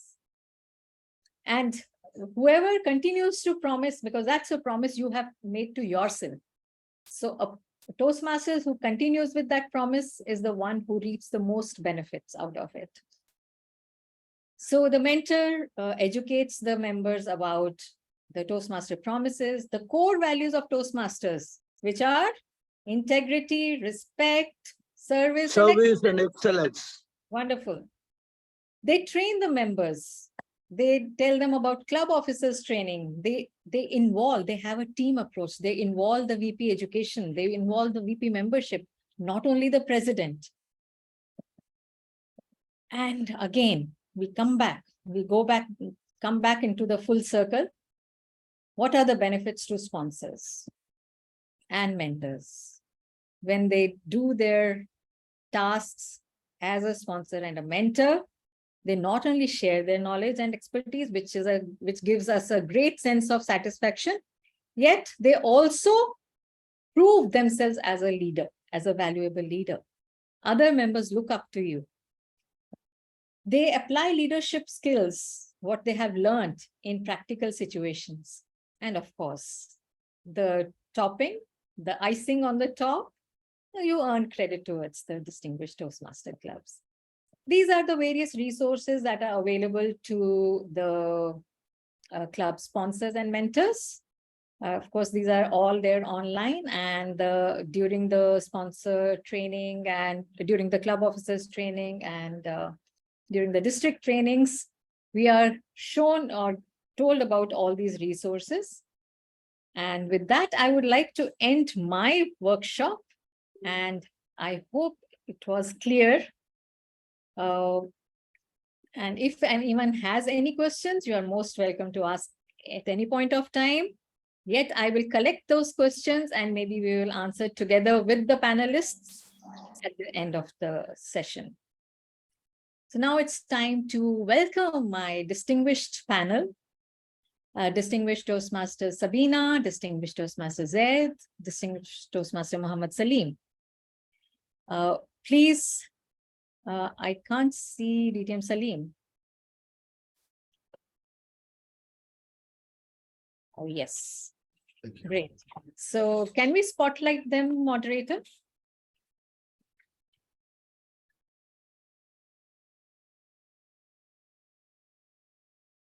I think we are already spotlighted. I can't see the spotlight now. I don't think so. Anyway, so now I would like to first of all welcome you all, and you are all distinguished and accomplished in your own districts, and you have been a leader for the past many years, all three of you. As a district leader, past and current, of course, we are all part of an organization that has such a noble cause. I'm sure everyone agrees with it.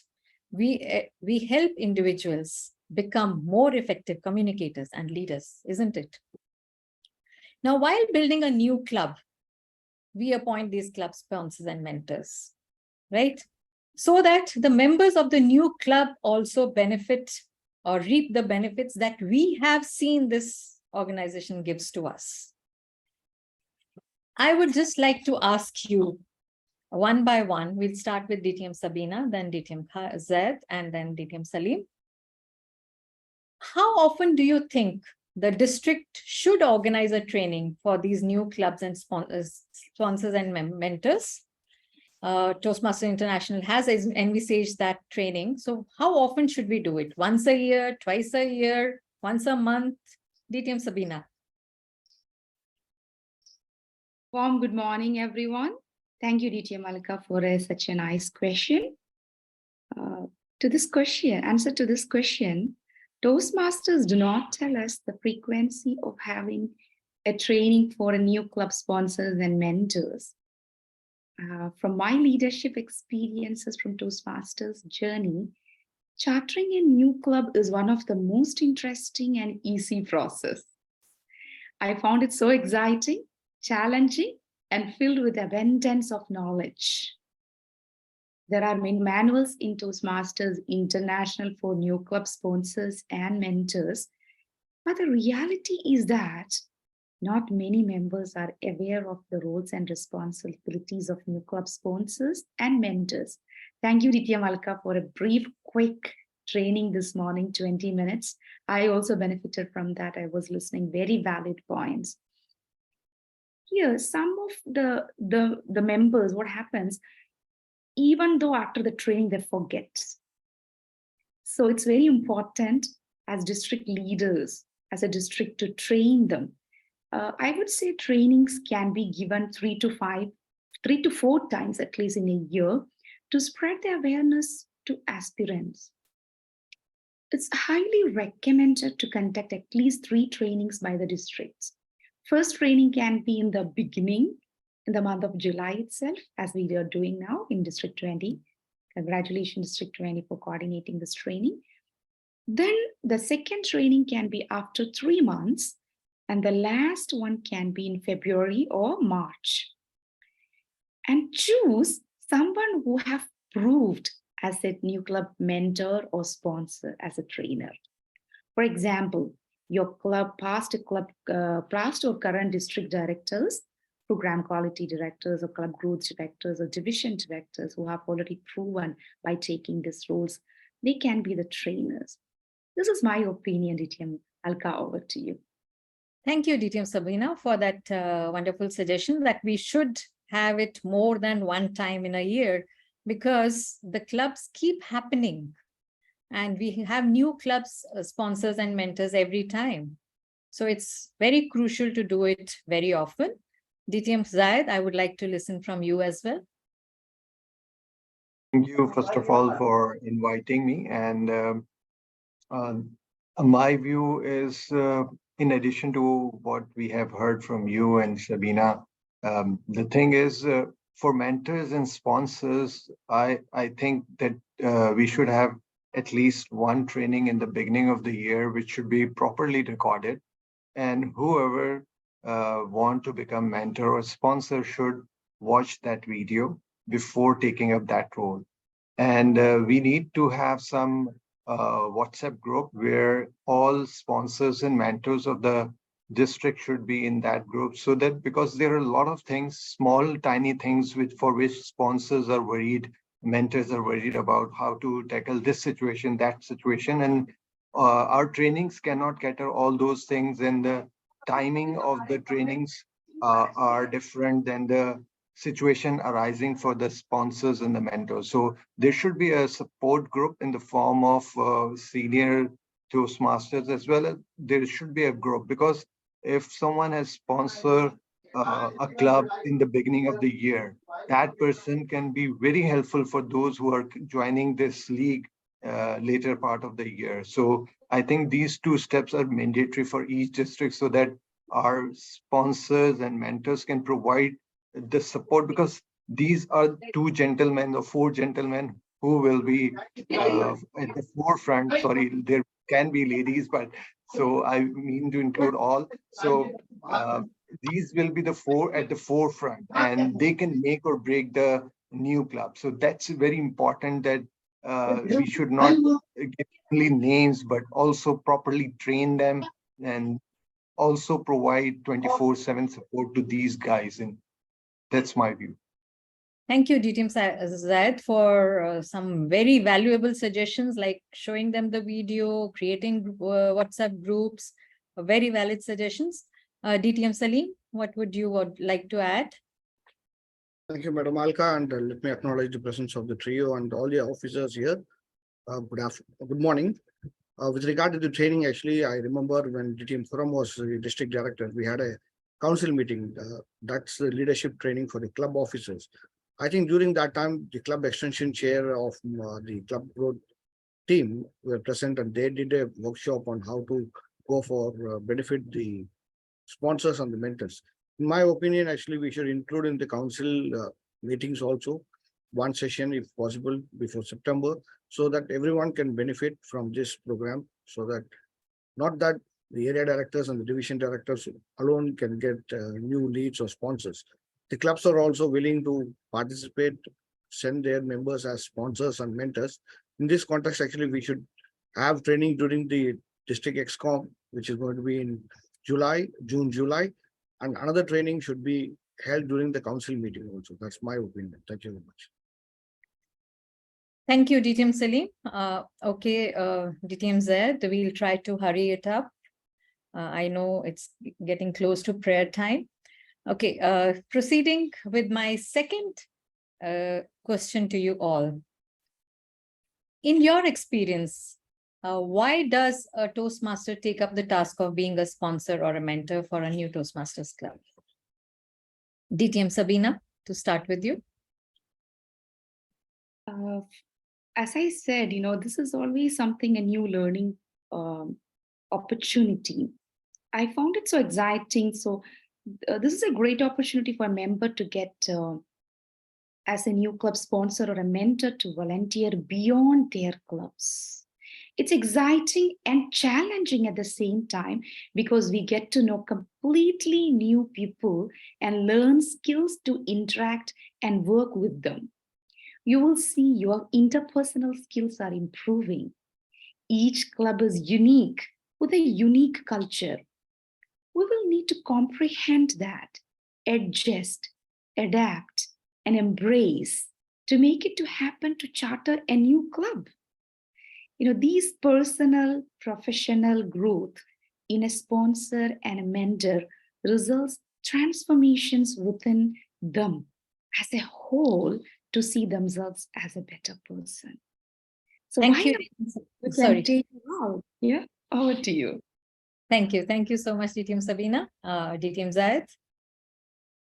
Yes, the first thing is most of the members go for completing their distinguished Toastmaster requirements. So for that purpose, they are willing to do it.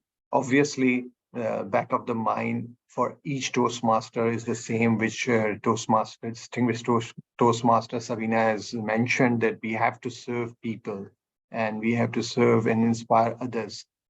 But if we remove the requirement from the distinguished Toastmasters curriculum, there will be a challenge to find good sponsors and mentors. So this is the number one thing. And the second thing is, it can help club growth director as well, those members who are near completion of their distinguished Toastmasters award. They can have a pool of people and they can work on different clubs and communities and corporates, so they can make more club through them and they can serve as a sponsor and mentor. So this is a win-win situation for all of them, for new clubs as well as the members and Toastmasters International as well. Wonderful. Thank you, DTM Zaid. DTM Salim, over to you. Yeah, I totally agree with DTM Zaid. If you remove this criteria, then you will not find sponsors, mentors.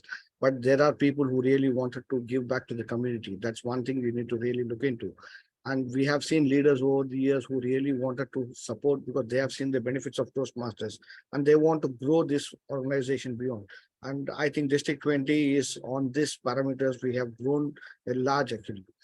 For community club, actually, we started CTUA Toastmasters, which is a women's only Toastmasters club, which was conducted by the Speechcraft program by the Chartered Accountants, Institute of Chartered Accountants. So they saw the benefits. They said that the ladies also can benefit through a separate program. Similarly, one club is called West Point Toastmasters. One of the employee was area director Naeem Yusuf. He felt that there should be Toastmasters in his organization, and that's the initiative for him to take it up to the management. What happens in the management level, you are well recognized as a person who wants to benefit the organization itself. We need to look in a larger perspective as an organization in a company rather than looking into individual benefits actually. So what does the organization benefit out of it?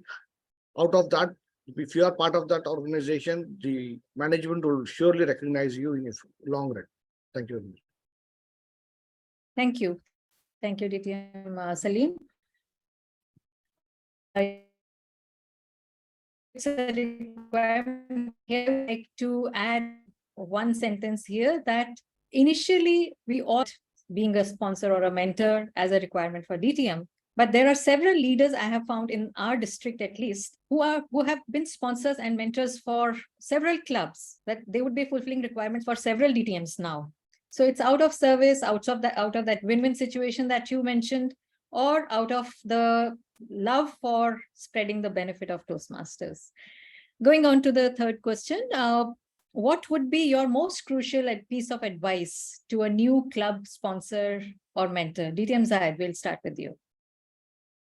One of the advice I would like to give to the sponsors, because they are mostly in our country responsible for completing and the paperwork, to learn how to fill the forms. And we have an experience that one of our sponsors forgot to submit Form 2, which is about their own representation, that who will be the sponsor and mentor of the club. And there is 60 days timeline by the Toastmasters International. So if you are making efforts and you're forgetting your name on the form, so it will be very difficult to include that in after that. So one of the advice for the sponsors and one of the advice for the mentors is that you don't have to micromanage the club. You are not the president of the club.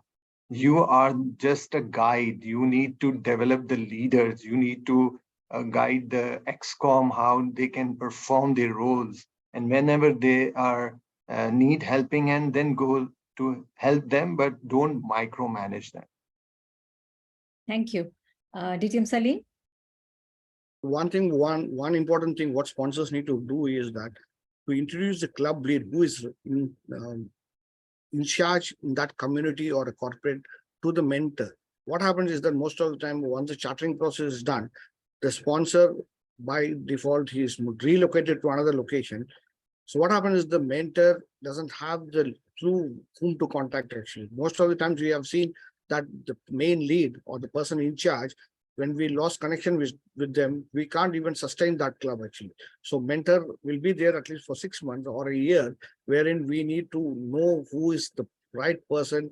In case the members are not performing, we need to motivate them. There should be some sort of a responsibility there between the connection between the sponsor shouldn't end immediately after chartering the club. It should be there for a quite long time, or transfer the responsibilities to the mentor so that the club sustains for a longer period. We have seen many clubs chartering, for the sake of DCP or for any reason. And after a year, the sponsor loses interest, the mentor gets his credit, the club doesn't sustain for a longer period. We need to make sure that the clubs we charter should sustain for at least, it should sustain actually. That's my advice. So the mentor and the sponsor should coordinate within each other. Thank you. Yes, coordination is very important between the sponsor and the mentor. DTM Sabina, what would you like to say? In my opinion, the crucial qualities should be the commitment and focus as the new club sponsor and mentor, and be passionate and to be dynamic, to adjust with their way of conducting meetings, and have a positive mindset and know their initial challenges. They are known Toastmasters, they're just entering to the Toastmasters. So embrace them and make them feel that belongingness with this organization. These are also very important as a sponsor and mentor. Thank you, DTM Sabina. So yes, the sponsors and mentors need to be very committed and sincere. That's the basic quality they should have. Going on to the next question. We have seen, like you all have mentioned, that some clubs die within a year or two, new clubs. What do you think the club sponsor or a mentor could do better to ensure that the club continues to have a healthy existence? DTM Zahid. There are different reasons for any club to die within 6 months or a year, and some of them are beyond control of anyone. So, for example, if I talk about a corporate club which has been established by a department head, and that person move out of that organization, the club existence come into danger, and nobody can help that club. So there are some situations which are beyond control, but there are few conditions or situation where sponsor and mentor can help them by having a good relation with the people who are good, who are the decision maker in the corporate community, a corporate for a corporate club. So if you have a good relation, you go and visit them. You are visiting the club, but you are not meeting the person in the corporate who has started this club. So frequently meeting with them can keep corporate clubs alive.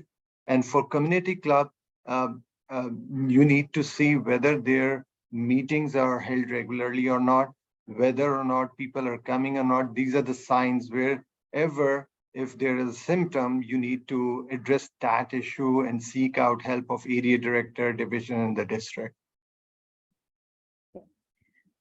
Thank you so much. I think you would be leaving soon. So if DTM Sabina and DTM Salim allow me, can I ask another question from DTM Zayed before he leaves?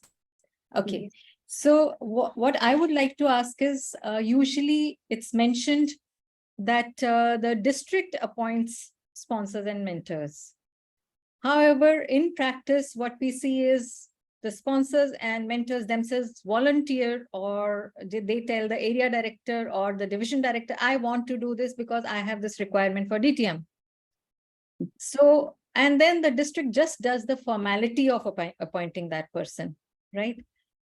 Would it help to have a pool of volunteers, and then depending upon their expertise, or for example, someone who wants to be a sponsor is already in the corporate world, would he be a better choice for a corporate club?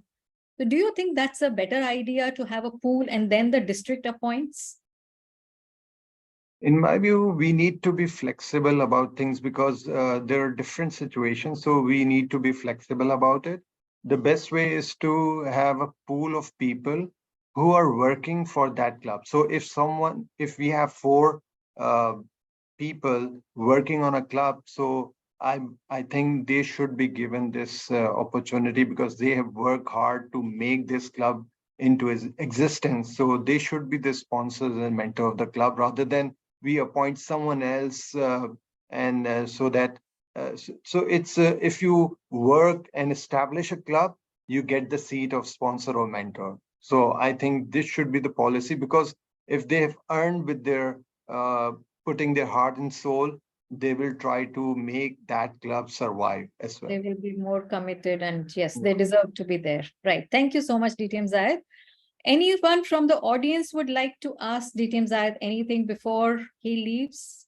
I'll ask you to please write your questions or send them to me personally, or raise your hands.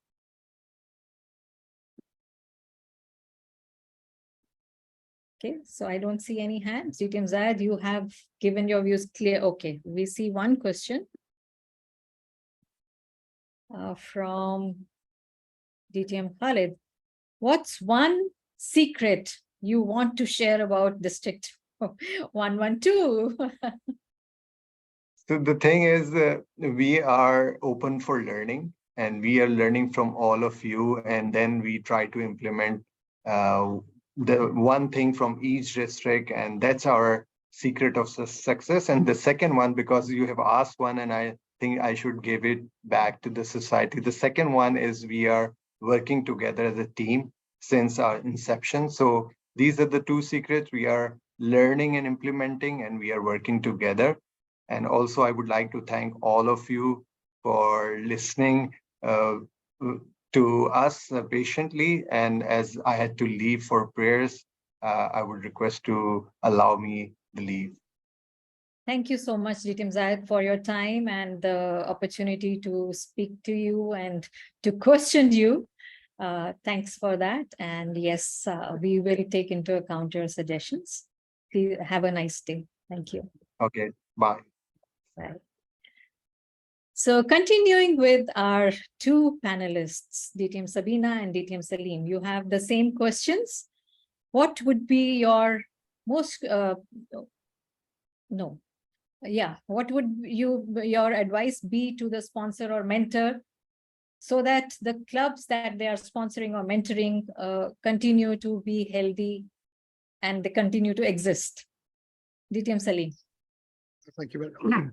Thank you, ma'am. Now, regarding the new club, when we start a new club, it is always good to start in a community or in corporate with a number of 250 members so that there's an inflow of new members coming in during that 1 year, actually, because we normally started with 20 members and we stop growing from there on. What happens at the end, we lose some of the members. Secondly, what we need to do is when I was in PQD, I added a program called Value Added Toastmasters. Putting value is through Speechcraft program. See, what recently we did, the company I work in had a lot of potential for members. So our club was struggling. So I incorporated Speechcraft program with our regular meetings. Same thing can happen in a new club. What we can do is not just conduct regular meetings, bring new members of the organization or the community and conduct Speechcraft within the program so that you don't need to, have a shortage of members. Secondly, you can do service to the community by doing YLP programs, speaker to trainer programs. These are the additional programs you need to help the corporate, because corporate looking not just for 20 members, they need benefit to the entire organizations. So these programs will really help them to sustain and run for a longer period, actually. Thank you very much. Thank you. Thank you, DTM Salim. DTM Sabina, your thoughts on this? In my opinion, tapping the enthusiasm and engaging the members of the new club immediately once the club chartered is very important. As you said, feed the enthusiasm and learning. This is where, again, I see the role of a new club mentors comes. They need to help to build a learning environment by conducting quality regular club meetings. As long as that's happening, that learning continues. Educate and help them to design club success plan, especially for a new club in the first 4 months. They don't know what is a club success plan, how to design it, because everything about a club to be successful is there in the club success plan. And conduct education module like DCP, Moments of Truth. This is also important, because these people, when entering, expecting a lot, when they become officially, someone called them Toastmaster, they feel so proud. So when they wear that Toastmaster member pin with dignity and pride, they are expecting something. So have that Google form survey circulated among them. What is their expectations? Collect it so that it can be incorporated with the club success plan. So we'll never put them down as long as they get at least 50% what they expected. They will continue. As long as the members are there, club will sustain also longer. That's my opinion. Thank you, DTM Sabina. I acknowledge Toastmaster Asma Timer that I have seen the red. I think she got tired of showing it to me, but we are going into the last question now. So the same question that I asked DTM Zayed, should the district appoint from the pool of sponsors and mentors, or we continue with the system of formally appointing whoever comes and volunteers? DTM Salim. Madam Alka, actually, district can reach out to clubs and ask for members who are interested being the sponsors and the mentors of the club.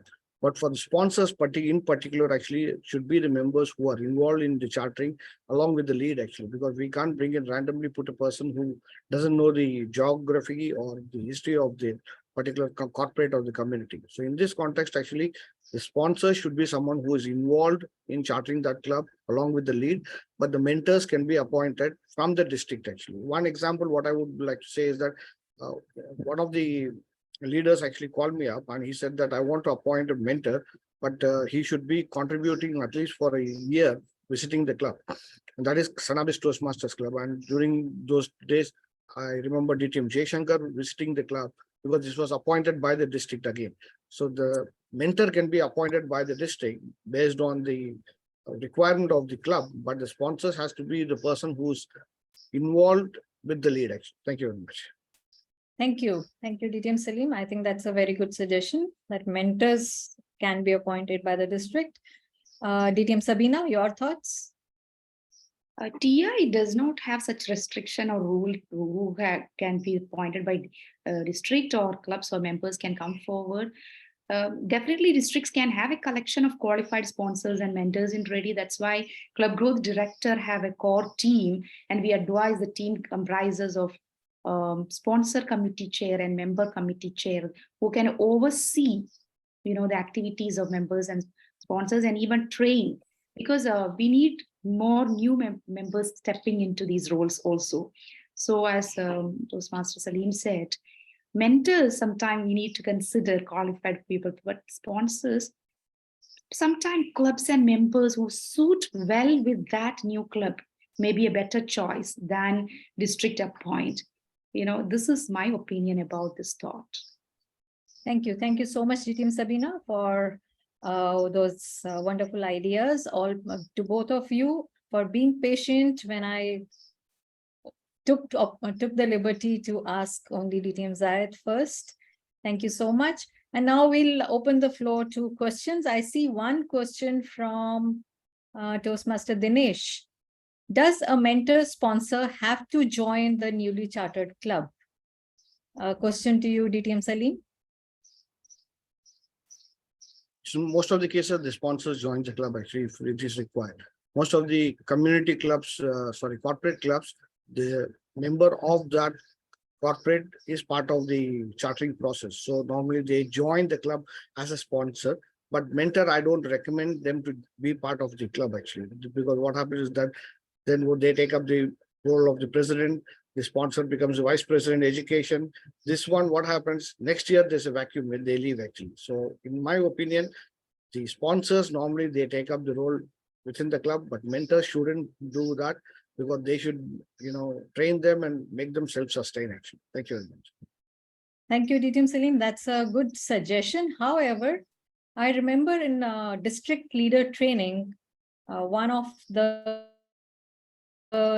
international leaders had mentioned that mentors should be a part of the Toastmasters Club, that they are a mentor of, because that helps them, or that gives them the sense of commitment. They will attend the meetings since they have the portion of what's in it for me again.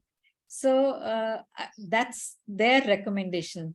So I guess both the sides of the coin fit the bill.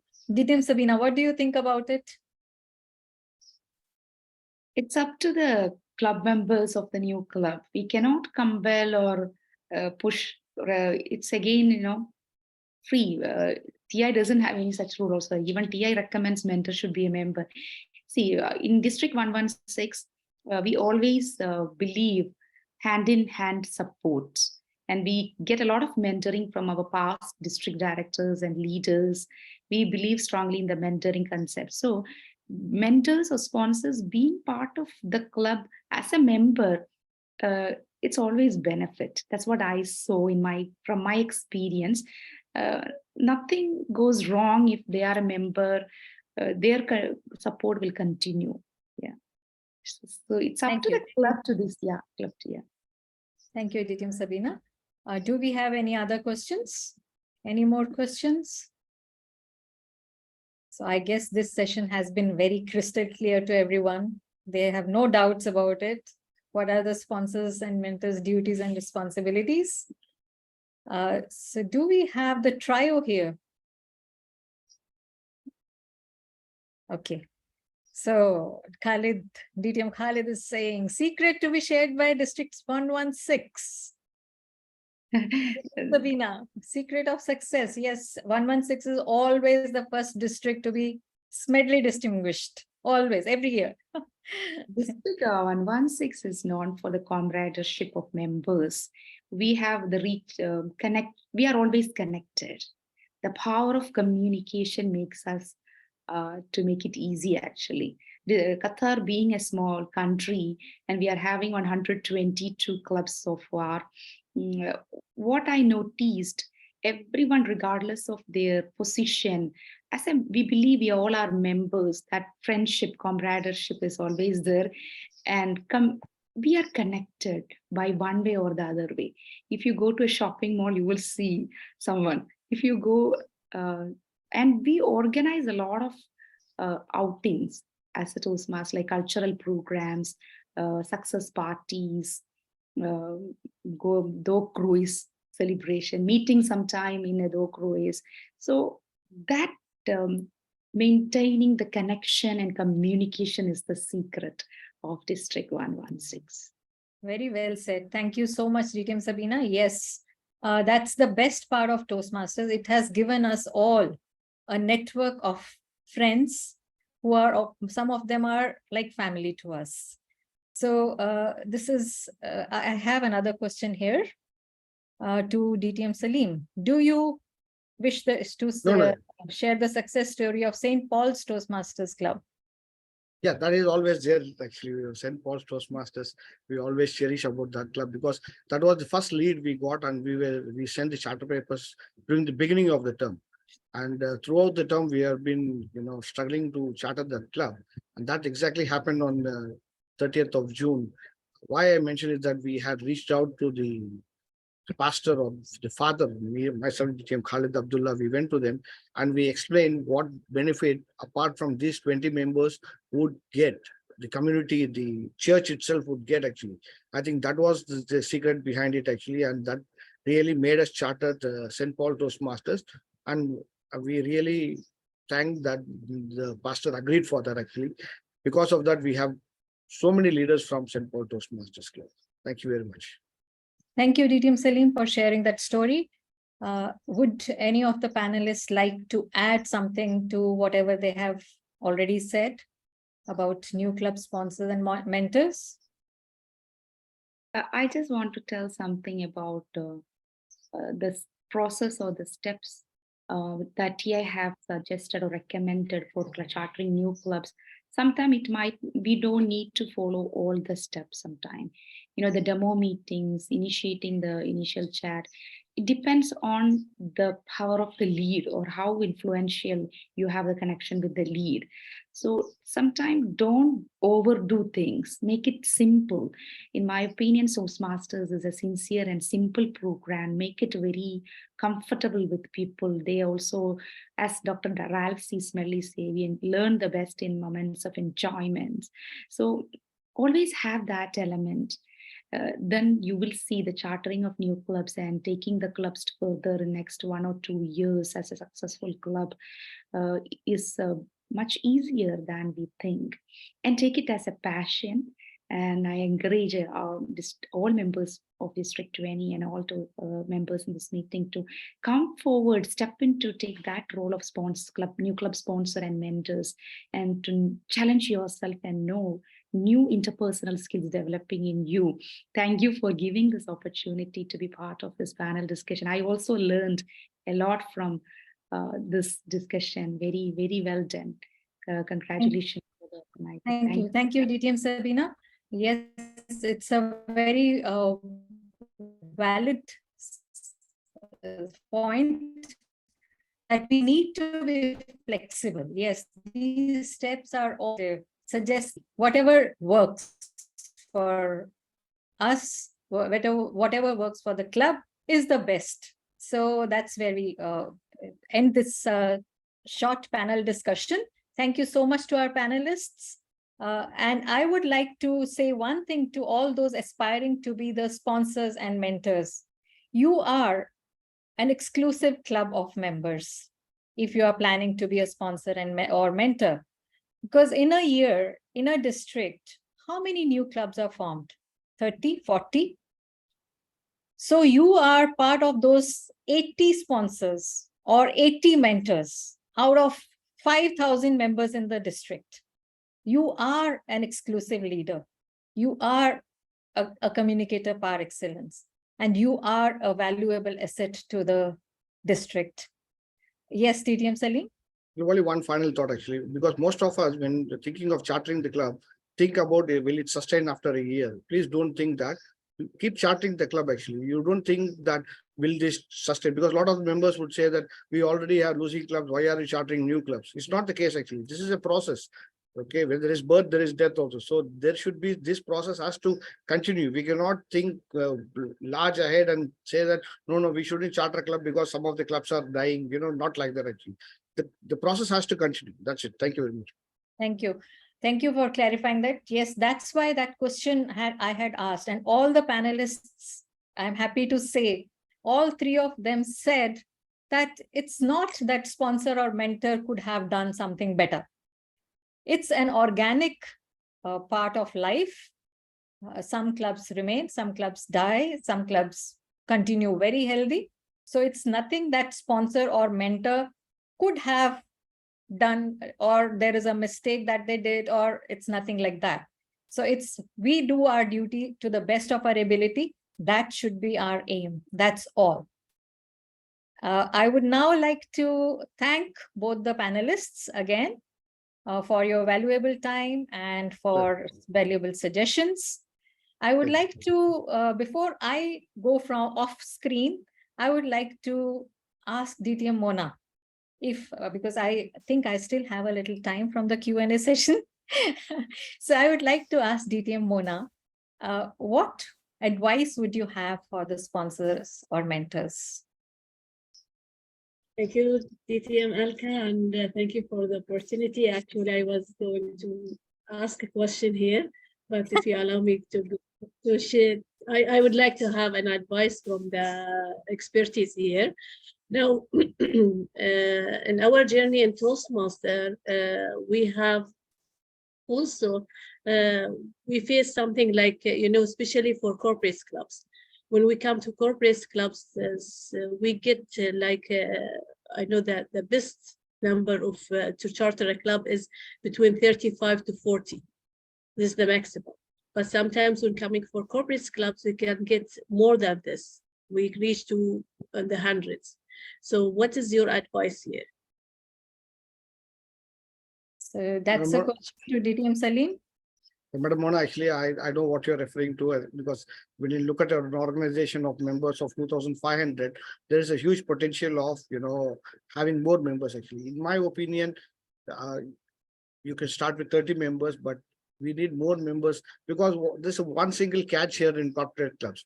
Just because the companies pay the money, members are willing to join. Actually, sorry to say that, actually, many of the members are not aware what the Toastmaster program is. They join just because the company is paying for them so that they get recognized. I know you're referring to GPIC Club, which had 105 members at one point. No, I assume that it is about GPIC, which reached to 105 members at one point of time.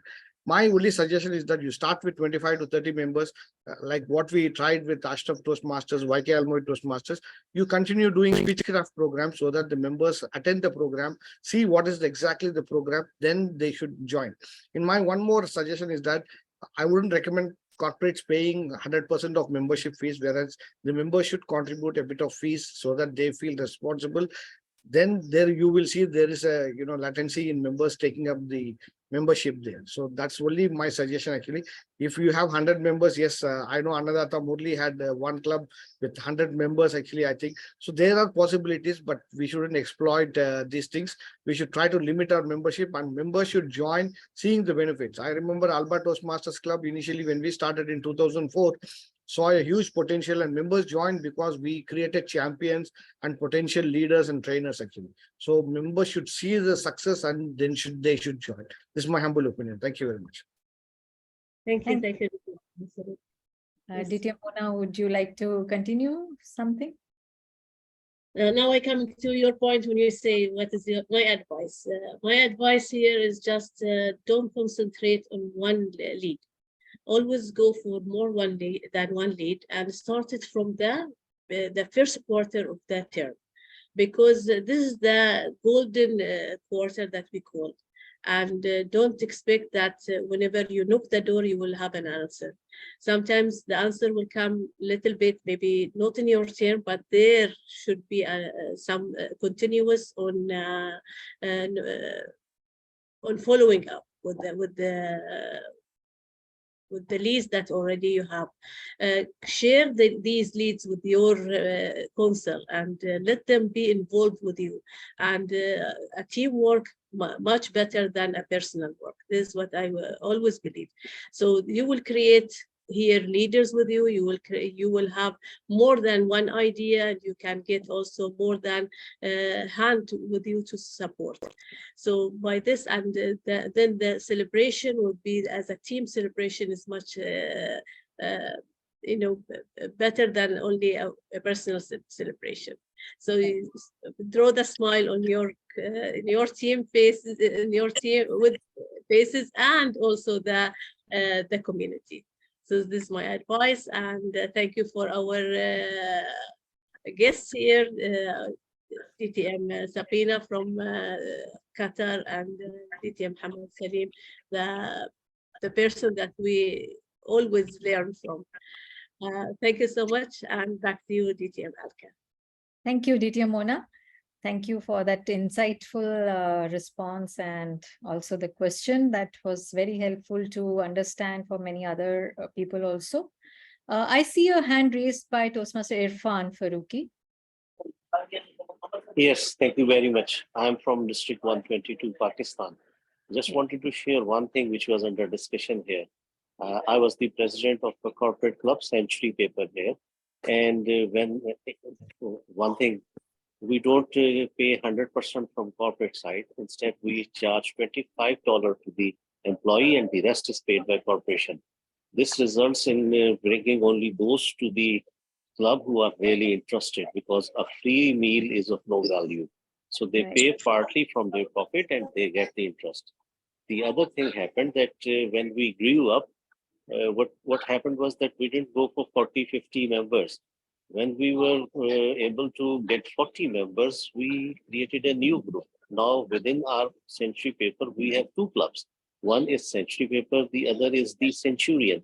Both have 20 members. In this way, now we are managing two clubs. Both are independent, both have their own president, ExCom, their own speeches. They get enough time to come, prepare speeches, complete the pathways. If one club has 50, 60 members, when will a person get a chance to deliver a speech? How long would the session? So my practical experience is better we get some money from the customer, from the members, not 100% sponsors. And if the membership is increasing, we should split the club into 2 or 3 clubs. Thank you. Thank you, DTM Irfan. I fully agree with you on the membership fees. As Club Growth Director, that's what I used to tell all the corporate clubs sponsors. When they would come to me, I would tell them, ask the corporate to have a share of membership fees from the member also. That increases the commitment of the members for sure. And yes, splitting the club is also useful most of the times, but sometimes also when the company fails, both the clubs fail and lots of members lose their membership. So it has pros and cons, but yes, they do get a chance to have more speeches and have more involvement in their Toastmaster journey. With the same, I think my time is getting over, though I would like to hear also from the PQD and the CGD a bit of a couple of minutes, just to give their advice to the new club sponsors and mentors. Thank you, Alka. It is great. We have maybe my colleague, boss CGD, DTM Sabina, DTM Zaid was here also. We are together and we have the last CGD together, and we have a lot of advice together. Yeah. DTM Salim, even DTM Shankar, Shakir, he's here from 79. I saw him. DTM Salim, he's right on some things. I'm coming from corporate clubs of Benegas, and we are shorted from 2012. Okay, sometimes it is in both way. Either you pay, the company will pay some percentage, and the employee can pay some percentage, which is applicable for some clubs, and it is good. The other thing, what we can do, it is like, we call it three-way contract. There is like contract between Toastmaster and the club, and there is like a contract or some agreement between the clubs and the members. So they should do something, reflect that the membership, okay, they should finish some project, they should attend. There is something that if they don't do it, that they will we will say not punish in this one, but they will something, either they remove them, or they will, because usually I have when we are working in one of the recent clubs, corporate club, they have like some agreement. Okay, we will pay the dues, maybe the venue, the food, whatever is there, but there is a requirement from your side, attendance. You should take role in the clubs at least in the month. There we should take at least 2 roles, or there is some criteria they should fill in, either in the leadership skills, leadership program, or in the communication. So this way also is a good idea, especially for the club. This is regarding the club and corporate. For mentor and the sponsor, sorry, Alka, but one last thing. For mentor and the sponsor, see, especially for all the club, the success and the sustainability of the club, it is in your hand. So it is not easier to take this job. If you are having the experience and you really feel the value of a Toastmaster, you can take this role, because it is to be mentor for clubs. It is that your experience, the thing that you are thinking, it will be converted to the club. So take this role as a serious, because the sustainable of the club in your hands. Thank you, and back to you, Alka. Thank you. Thank you, DTM Yasser. Yes, like you said, you have a lot of advice to give. Okay. CGD, DTM Siham, will end immediately after your one piece of advice. Thank you so much, DTM Alka. Dignitaries in the house, thank you all for being here. I thank you for the panelists this session.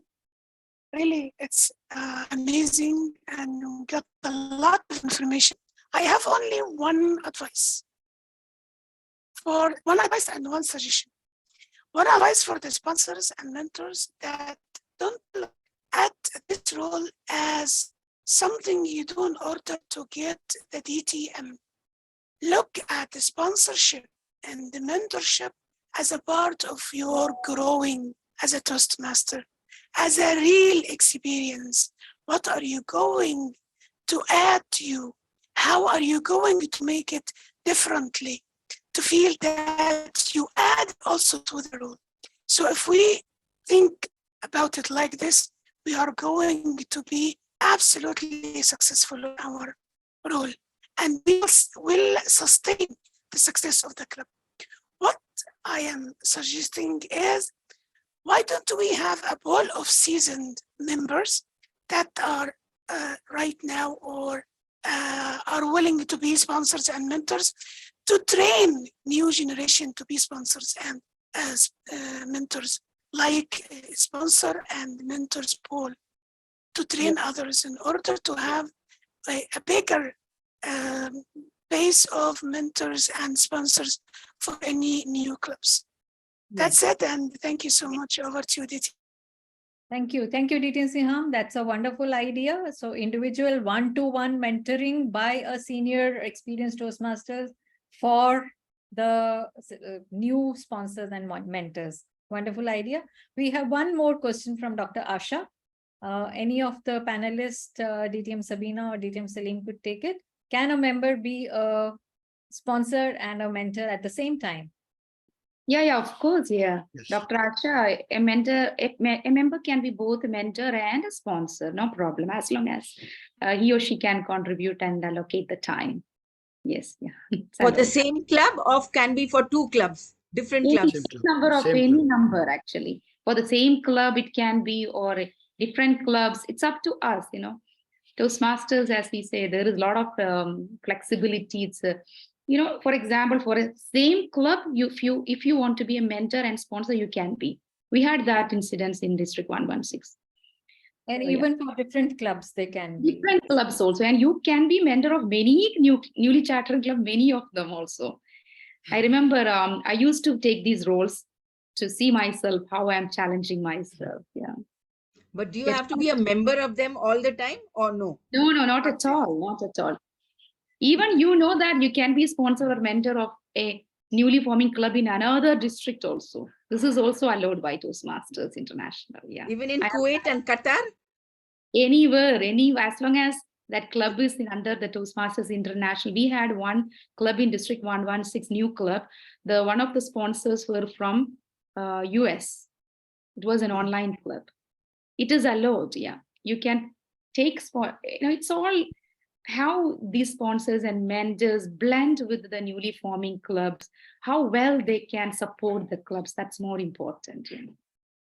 And Thank of course, Sabina. Sorry, please continue. Of course, as when you can allocate your time, that is also important. When you take too many mentors and too many sponsors role, understand at least minimum 4 hours per month you will be spending minimum. Yeah. So you need to be aware of that time management. Over to you. Thank you very much. And I think now we have exceeded the time, even though initially we were ahead of time. So thank you so much, both the panelists and to DTM Zayed, who has left after answering his questions. Thank you to the trio for being involved, and thank you to the guests as well. We don't have time now to involve everyone. Yeah. So I'll hand over back to our wonderful MC, Toastmaster Nawara. Thank you very much, DTM Alka, for the amazing panel session. And also thank you for the panelists, DTM Sabina, DTM Zaid, and also DTM Hamad for this wonderful session. And also to the first panelists in the first session, you did an amazing job. Thank you all very much. And now I would like to hand over to our CGD DTM Siham. Oh, before the CGD, let me just read out the certificates. The first certificate going to the moderator, DTM Alka. Thank you very much. Going to the second certificate for DTM Hamad Salim. Thank you very much. Third certificate going to DTM Zaid. Thank you very much also. And finally, I think DTM Hazem, the Zoom Master. Yes, thank you very much. And also for Toastmaster Muhammad for the PR team. And certificate for me. Thank you very much. And finally, Toastmaster Asma, our translator today. And Toastmaster Suhan, I hope I'm pronouncing it correctly, our Sergeant at Arms. And finally, Toastmaster Asma for our timer today. Thank you all very much. And now going to our CGD, Toastmaster Suhan, DTM Suhan.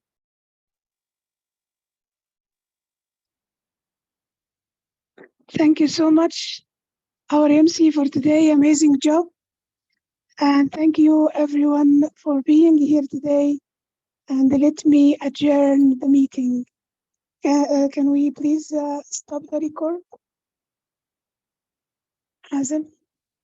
We can have a